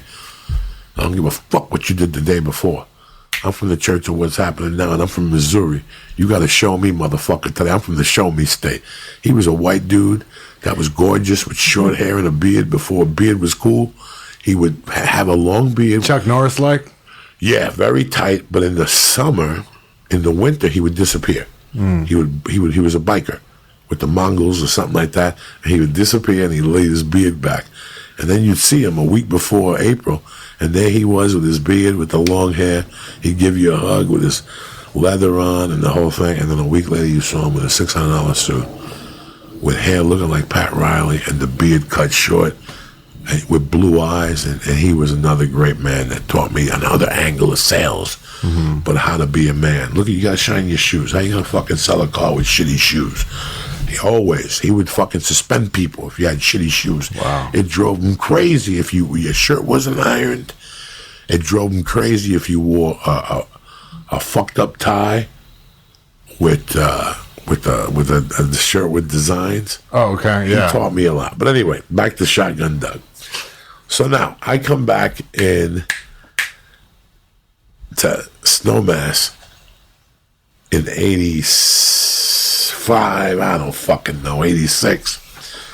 And one day, I see Doug. And I go, Doug, what's going on? And somebody whispers, oh, no, he's not Doug anymore. He's Shotgun Doug. So I'm like, Doug, what's going on? And he's like, nothing, good to see you. I'm selling some blow. I think I buy some blow from him. So I go to my button. Now, when I knew Doug was a regular guy. You know, he did drugs, but now he had become a coke fiend. He had creepy eyes and shit. Glassed over eyes. And fucking... that's what you know. And fucking... So we're sitting there, and one of my buddies goes, how good is that coke from Shotgun Doug? I go, listen, why do you call him Shotgun Doug? He goes, here's the deal. One night, he's at the Crestwood, and he picked, not the Crestwood, at the Stonehenge in Snowmass Village, just like a little resort bar. You know, live bands, horrible. You just go there to get your dick sucked and pick up a rock of coke from the bartender. Coke was pure in those days up there. Coke was clean, Bobby. No stepped on shit. It was coming in from the Steve Grabo dude, and the whole fucking village had tremendous coke. It was a fucking village, dog. They had 3 bars. So he picked up this chick at the Stonehenge, and he took her back to the Crestwood, where he took her hotel room. He lived in the employee housing, but you had roommates. So he went, took a key off the wall, and brought her up to a fucking condo with a view. Wow. With like a balcony and a view. They're drinking, they're watching porn, he's jerking off on the titties, the whole fucking package. He's got an 8-ball on him, he's snorting coke. He's snorting coke. But during they were snorting coke, he kept leaving and coming back to the hotel room. Like 20 minutes later, she would say, what are you bringing in? And he didn't say nothing. He goes, oh no, I'm bringing in some clothes so I can spend the night here. We got the condo for the night. Right. You're my guest. These are skis and shit, okay? This goes on a few times. They're snorting coke. 9 in the morning, they wake up. They don't even go to bed. The sun's coming out. They're snorting blow. This is the first time I had heard of this. This is 1980. July. Yeah, this is 86. I heard this story.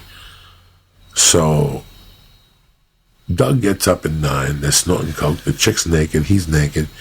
He goes to the bathroom. He comes back and he goes, wait a second, coke is missing. The chick says, what are you talking about? He goes, there was a mound of coke when I went to the bathroom, and now I come back and there's 2 fucking lines. Where's the fucking coke, bitch? And get up, flap your tits up, turn around, let me see your ass. And she's like, what are you talking about, Doug? He goes, you got 3 minutes to give me the fucking coke. And she goes, Doug, I didn't take no coke. He runs into the fucking back. He comes out with a shotgun. That shit he was carrying was shotguns. Because he would get paranoid. He was that crazy. How many shotguns does he have? I have no idea. I never. He just kept moving them. He ran out and he took the chick hostage. He put a gun to her head. Give me the fucking coke. Give me the fucking coke. He was like on the 2nd floor, and somebody on the balcony was outside smoking a cigarette and saw this. So fucking the cops came up there, surrounded the building. He had the shotgun. It became a horror situation.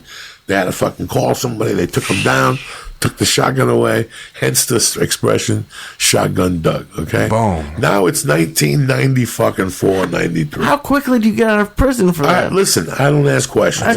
When I get there, everybody's like, Shotgun Doug is gone. He's doing time. He kidnapped. Okay. He put a bullet in some chick's head. I'm like, Shotgun Doug, really? They go, he got really bad on the blow. Now, it's 1993. I'm in Longmont, Colorado. You know what the chances are of bumping into somebody in Longmont, Colorado at that time? There was one thing in Longmont, Colorado, Delicioso Tacos. They had the best breakfast taco I've ever sank my teeth into for 69 cents. I would go there and buy 15 of them and eat them on the drive back to Boulder. You understand me? I'm a professional. Yeah. I was lifting weights, swimming. I would walk into Hertz and go, Tommy, you got a car to go to Longmont. Yes, we do. See you in 2 hours. Pew! I would shoot right to Delicioso. Anyway, here I am, Christmas 1993, the party, my new job. I'm the kiss of death at the time. Everything I'm touching turns to shit. Shit. I'm at this party, and who do I see playing basketball at the party? But Shotgun Doug. So while we're playing basketball, he yells over me. No, I yell at him, Shotgun Doug. And he looks up at me like all spooked. And he goes, hey, man, how you doing? And when he comes up to me, he slams me in the chest. What? And he goes, who the fuck do you think you are? Don't you ever call me Shotgun Doug, bitch. I'll go to my car and shoot you. And we kept playing basketball. Now, I'm in the game against him. And while we're playing, you know me, dog. Yeah. I start with the Shotgun Dougs. Shotgun Doug, Shotgun Doug, Shotgun Doug, Shotgun Doug. He's getting redder in the face by the fucking minute. You want a water? Yes, please. I would love one. He's getting redder in the face by the minute. Yeah. He doesn't want nobody to know. He's Shotgun Doug. Wow. He's putting his business out there. Something. Yeah. He did something. Lee, you want a water? No, I'm good, buddy. Thank you. So I keep busting his balls throughout this basketball game, calling him Shotgun Doug, and he starts threatening me. He doesn't sound like someone who you want to mess with, to be honest. Huh? Yeah. I don't think I'd mess with Shotgun. He was a fucking puke, and he became a worse puke. And now he was like a coke fiend, mixed with like he was skinnier, and he was really creepy, and he was a fucking dickhead. So he starts yelling back and forth, you know, about, you were in prison too, you fuck. I heard the whole story. You kidnapped some chick. And everybody's looking at me now. So now I'm fucked. I put myself in this predicament. Yeah. They don't say nothing. Nobody said nothing. So I wait a little while. Everybody's jingle belling. It was a trailer. People drinking eggnog. There was cold cuts. It was a nice setup. Yeah. There had to be fucking 25 people there. Everybody's having a good time. Yeah. I'm around the back, and who do I see? Shotgun Doug. And I fucking, you know, he's smoking a cigarette. And that's when my creeping skills were on point. Like, I was good. Top notch. Oh, yeah. I was getting good before I went to prison. Now I came out, my creeping skills were on point. And it was something I enjoyed doing, sneaking up on somebody. You live to do that shit. You do it when you're a kid, and that's fine. To do it in real life, I got him. And I got him by the neck, but the only thing I could slam him up against was the trailer where the people were having the Christmas party. So when I slammed him up against the trailer, I told you the story. I clocked him a few times. Next thing you know, everybody runs out and goes, what happened? And he's like, Diaz attacked me. I go, you tell him what you did. You had a knife. You were going to fucking do all this shit to me. I didn't do nothing. He's calling me Shotgun Doug. I don't even know who Shotgun Doug is. And the rest was history. They gave me my check and fired me. Wow. Shotgun Doug. Shotgun Doug, The man. legend of Shotgun. You know what you did, Shotgun Doug. You know what you man. did, Shotgun Doug, punk ass bitch. Pussy ass motherfucking shit. Whoa. What time are you on tomorrow, Jesus Trejo? I am on at 12:30. That's a late show with James Corden. How old are you now? 31. You're a very interesting young man, and you have great insight, man. You're going to do well in comedy, and that's why you've done Wow. so well already. You have dates on the books? Anything? November 11th. No, November 12th, I'll be in Ontario Improv. doing a one-nighter. Good for you. Yeah. You make good stuff. Not headline. I wouldn't call it headline. I'm just doing a show. Yeah, you're doing a show. That's Yeah, fine. yeah, yeah. I started at the Bray Improv once a month. Second Wednesday of the month. When me and Lee started working, Yeah. I was doing one Wednesday every month at the Bray Improv. Yeah. You get 40 people, then you get 60 people, then you get 100 people, then you get another 100 people another month, then you go to 160. And you're like, Jesus Christ, I'm making strides here on Wednesday nights because people get used to you bring two comics down. Right. And now you start selling tickets, and it's not a bad little living once a month. But you don't want to kill yourself. The more you do it, the less you're going to make. Right. Once every Wednesday, the second Wednesday of every month, if they know you're going to be there, they'll fucking show up. They'll pay the small 15 just to have 2 drinks and eat macaroni, whatever, those fucking, those mozzarella sticks and Yeah. shit. It's pretty interesting when you really get to see the other side of people. Mm-hmm. Like, I'm ready to do a documentary about fans of comedy, faces of comedy, the people who... You go to towns and you see the same couple that comes in and that kind of thing. I love when a person comes up to me as a comic and go, "Hey, this is Trejo, it's great to see you. You know, I've been a fan for a long time." I like that. But I also like when people come up to me and go, "Dog, I came here to see Bert Kreischer and Big J. Okerson and Louis Gomez and Ari Shaffir." That gives me a different admiration for the person. Then they'll show up with like a Bert shirt and they want me to sign or something. Because you let me know you're a fan of The culture. art. Yeah, the art. Yeah, absolutely. The art, the culture, that's what makes my dick hard. When people come up to me, let's take a picture, I think you're great. That's great. But I like when people come up to me with different angles. It's very interesting. It's really interesting. I love when people come up to me and it's a guy that looks like Lee. Mm-hmm. That's a very decent, hardworking American. And they'll come up to you, give you a hug and go, "That was a good show. You know, my favorite comic is Gallagher." And you're like, "Oh, okay." Yeah. That's when your ego really sinks. So your favorite comic is Gallagher, you cocksucker. Do I look like I was going to cut watermelons till you're fucked? Yeah, it's always nice to go into a town or...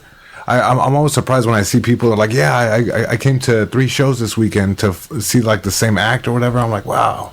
It's like, that's a special kind of person that's really entertained by that. Bro, where was I just? Tampa? In Tampa, a beautiful couple came 5 shows in a row. Wow. I'm going to tell you how they came. They came from Gainesville and Jacksonville. And they got there because she went to the store and bought something. And with the change, she got a lottery ticket. And the ticket got her $500. So they booked the hotel. They got the tickets online. How cool is that? They came to every show, and they sat in the same chair every show.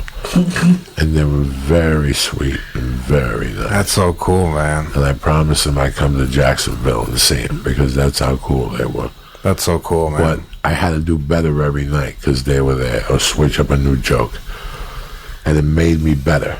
I hate when people come up to me, like this week, a kid came up to me and said, "I came all 5 shows." I'm like, God damn it. But guess what? Every show I got a little better. And they saw that. I could tell they saw that every show I get better. Thursday's just a warm-up, but it's fun. Because you find the gem in there. Uh-huh. You find the gem when you're in there. Bobbing and weaving, find it. Yeah, you bob and weave. You mix the bob and weave with the solid stuff. You blend it just perfectly, and you have a tremendous night on a Thursday night. And now you know your boundaries. You know what I fucking got killed with? I got killed this week. The last show, Saturday late, first show to sell out. True church fans. I said something about somebody was standing outside the Twin Towers and umbrella when 9/11 hit the building and shit, and I didn't get one peep in there. It just got silent in there. I had to fucking pull a grenade out of my ass 3 jokes later to fucking get him out of that fucking state of mind. I fuck myself sometimes. But that's what comedy is. That's what comedy is. I mean, you probably grew from that right there, too. Oh, yeah. You grow. It's weird that Jesus Trejo, I wish I was going through this when I was 35. This was not the time to give me road angles when I'm 54. You know, I'm not on testosterone. I'm on natural fucking protein and shit like that. So those 4 nights kill me. I could do 3 nights away from mama and the kids. And the sleep pattern, you know. You got to get up at 3:30 in the morning. I don't fly out. I fly out early.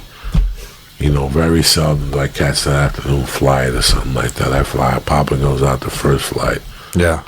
I'd rather get there at 2, take a nap, get some fucking food from the bar. They come pick you up at 7:45, tip-top Magoo. You go down to the club, you smoke a number.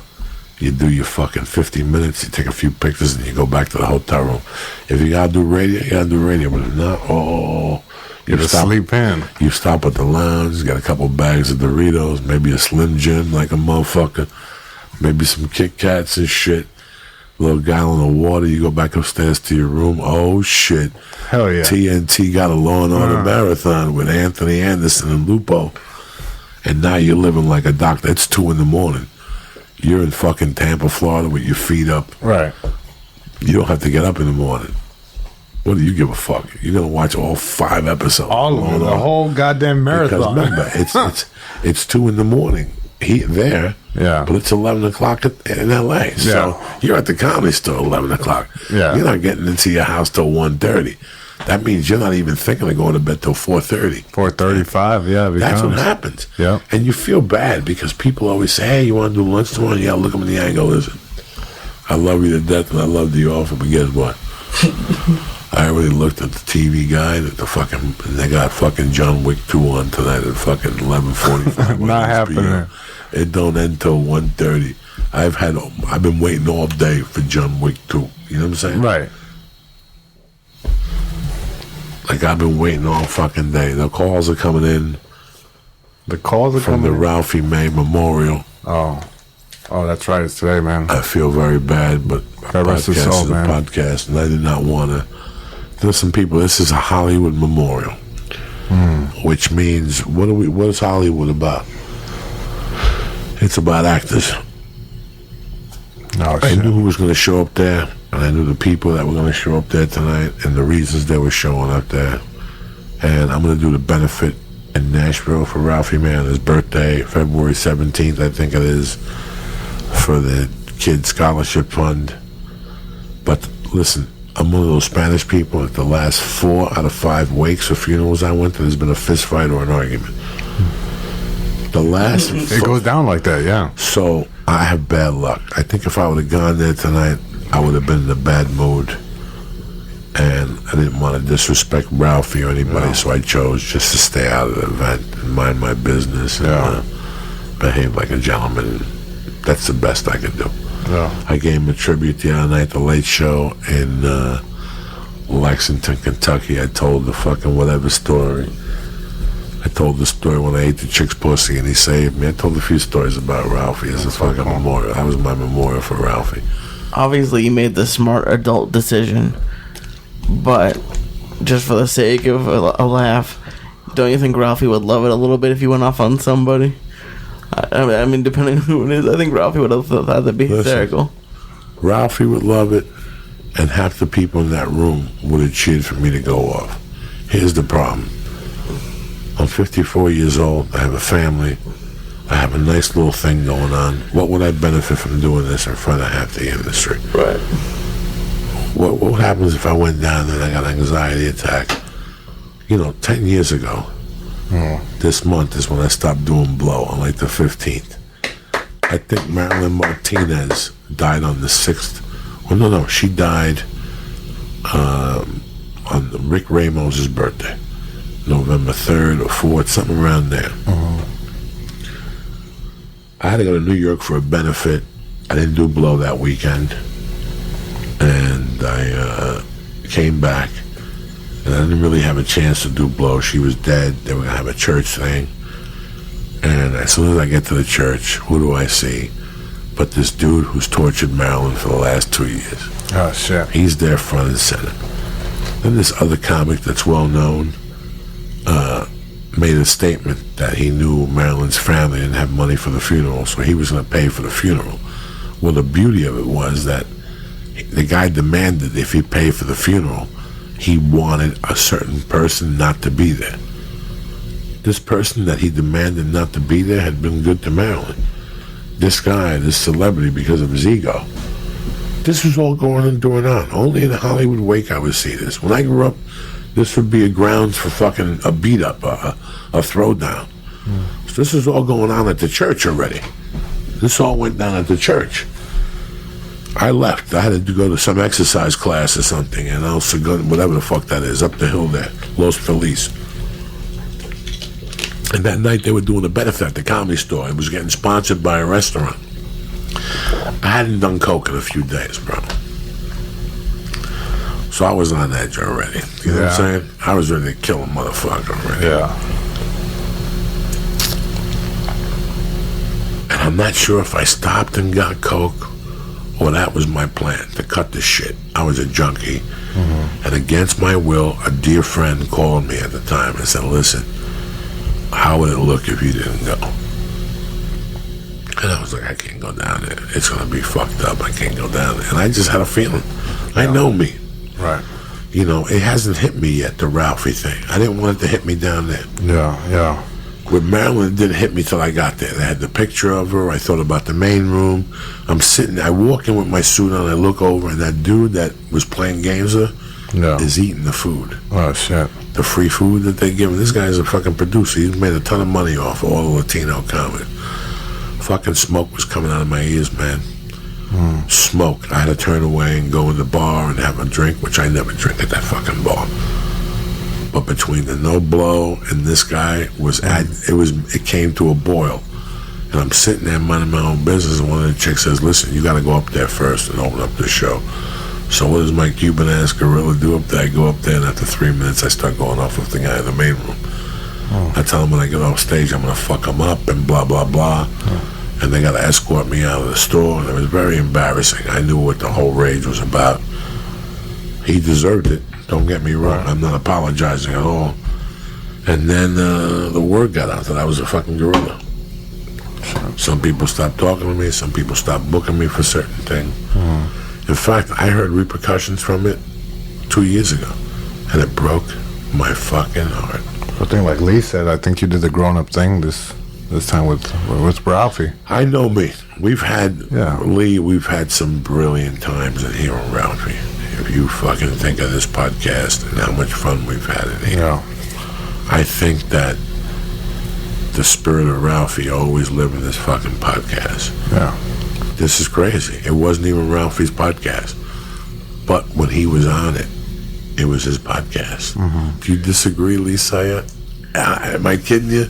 He would start from the minute he walked in that fucking door. From the minute I went down to get him at the car, he would give me a hug, but then he would tell me, like, Lee, I was one of the first members of the church. What's happening now?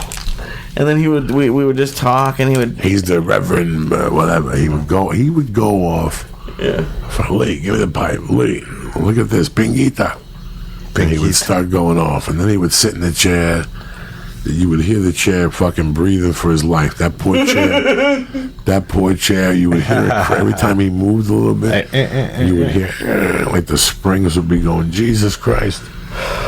And then he would just come on here and start talking nonsense. He hated Russians. He didn't hate fucking Russians. Best friend. He was just having fun, It's he a was guy just who knew how to have fun.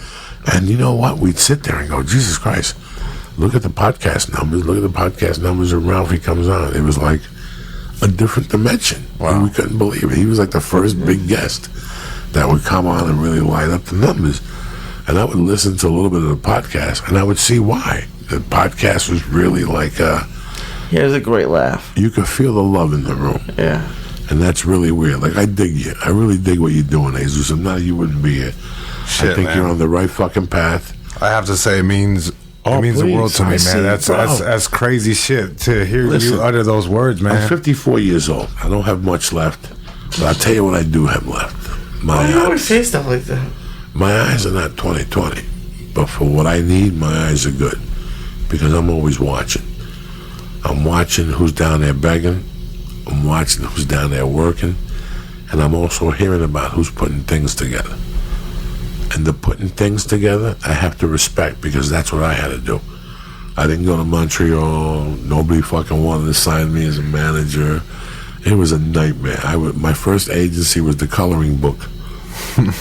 Their paperwork was pink and orange. You had to put all your headshots on colored paper. It was fucking amazing. And every month you had to change the paper, so you'd end up at Mr. Ying's printing over there on Sunset, across from the Guitar Center. It's out of business now. Mr. Chow's printing. Mr. Ying Chow? Uncle Chow, listen, you know I'm bad with fucking names. No names. It's out of fucking business now, but I didn't have that type of help, so everything you got, you had to work for, like you did. And that's the main thing. I know when I get a call and I know who's bullshitting. Yeah. You know what I'm saying? After a while, you learn the tweak in the voice. Yeah. In 2007 was when I made my decision. I told a couple people to stop calling me. It was a painful decision. And sometimes it's necessary. They stopped being my friends, but guess what else happened? They never came around again. They didn't do nothing as comics, just like I thought. Yeah. They were out for the quick fix. They were out to latch on to somebody, to take them on the road, so they could tell their friends, pick up chicks, smoke pot, and then one day they'd do something in the hotel room, the relationship would be over, and you'd never hear from that dude again. Yeah. In circles, he'd be off welding at a fucking school or something like that. I'm not saying nothing bad about welders. I love you motherfuckers. I'm just saying that he disappeared to Indiana to weld. But I think you have a future here. I see you at the store. I see how you handle yourself on stage. Thanks, man. You have a good time on stage, which is very, at the store, young comics like myself were always kind of nervous in the spine. Yeah. I could tell that smile on your face that you're very relaxed up there. That's what I do. I go down there. The best thing about the store is not performing. Yeah. And that's what people don't know. That's the hard part. The best part of the store is smoking a joint and sitting in the back, going down there at 8:45. And even though your spot's at 11:45, just sitting in the back in a chair, don't talk to nobody, you don't want to talk to nobody. You want to sit in the back and see how he hypnotizes the audience and see if he gets you. Yeah. You play that game by yourself. When you see those Bill Burrs, that's when you have to go in there, Tom Poppers. Yeah. And you know, it's put funny. On a fucking clinic. It's funny to me because a lot of people expect to go see a comedian and he's not a machine gun comic, and they go, well, he's not as funny as expected. No. You didn't listen to his setups. You didn't listen to his punchlines correctly. You know, you were listening for something else. That dude's a brilliant fucking comic. Yeah. You came here to see some fucking yin machine that's up there jumping up and down doing bad jokes. But the star of the night was a Tom Popper, those guys who are surgeons. Yeah. They're fucking surgeons. They dissect a room in a different way than Bill Burr or Joe Rogan or Sebastian Maniscalco. Neil Brennan will surgerize a room. Yep. Are they going to get out of their feet and fall out of their chair? No. But he's going to mentally warfare you. Yeah. Where you're going to laugh because your brain's going to rattle. And that's what's so great about comedy. It's so subjective. I mean, so you see all it's not these for everybody. styles. Yeah, many styles. The beauty of the store is you see all these styles. I mean, I remember when I first got to the store. I mean, I was his roommate. I lived on one of his bunk beds. But I'll never forget watching Doug Stanhope in the original room. The best. On a Saturday night at 8:45 when the original room would be sold out and banging. So it would be like Argus Hamilton. Yeah. And then it would be like a lesbian comic. There was I'll never forget this certain night when there was a short little lesbian comic. Uh-huh. And she went up there at 8:30, you know, cookies, I'm a lesbian comic. Coming to the stage, Doug Stanhope.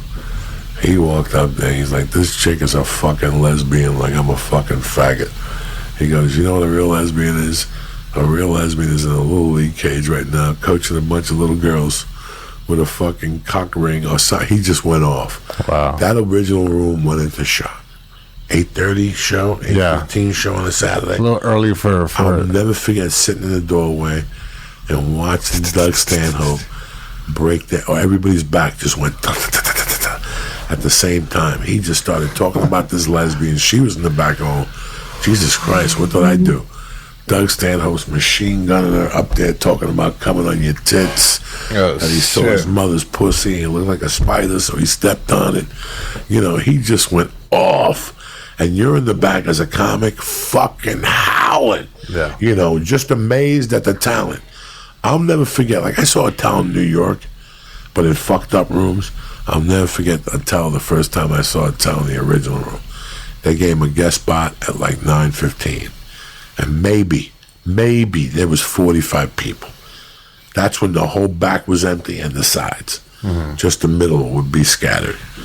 And I'll never forget him going on a Thursday night talking about his cocaine went down the plane, on an Avianca plane that was Pablo Escobar. I mean, he was fucking riffing up there. He still had the sparkler as the gay cousin to the firecracker, all those things, you know, who likes firecrackers, raise your hooks. He destroyed that original room. That shit would make my dick hard when I was up there in the beginning. Then Paul Mooney.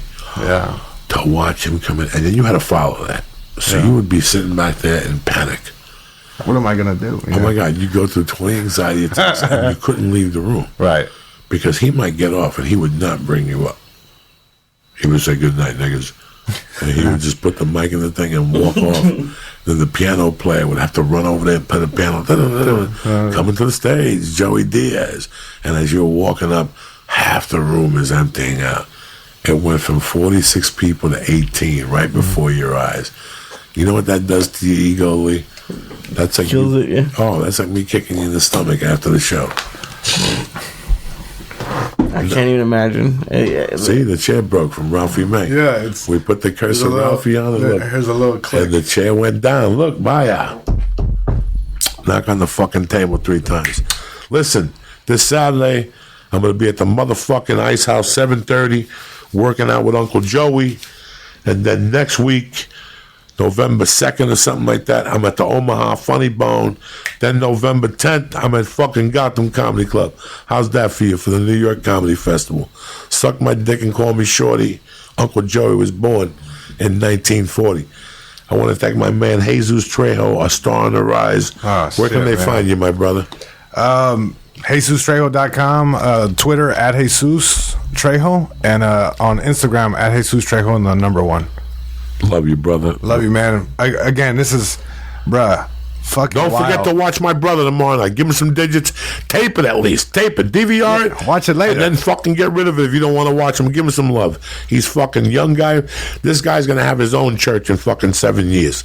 This is the guys you got to watch out for. Me, I'm an old goat. No, stop it. I love you motherfuckers. Lee Syatt, my favorite fucking Christ killer in all the world. I love you too, my brother. Love you guys. I'll see you guys Wednesday night, 8 o'clock. We got a great podcast as usual. Stay black. Don't forget, Saturday, Ice House. Following Thursday, motherfucking Omaha. Funny Bone, bitches. Love you. Stay black. Thank you, Jesus. Thank you.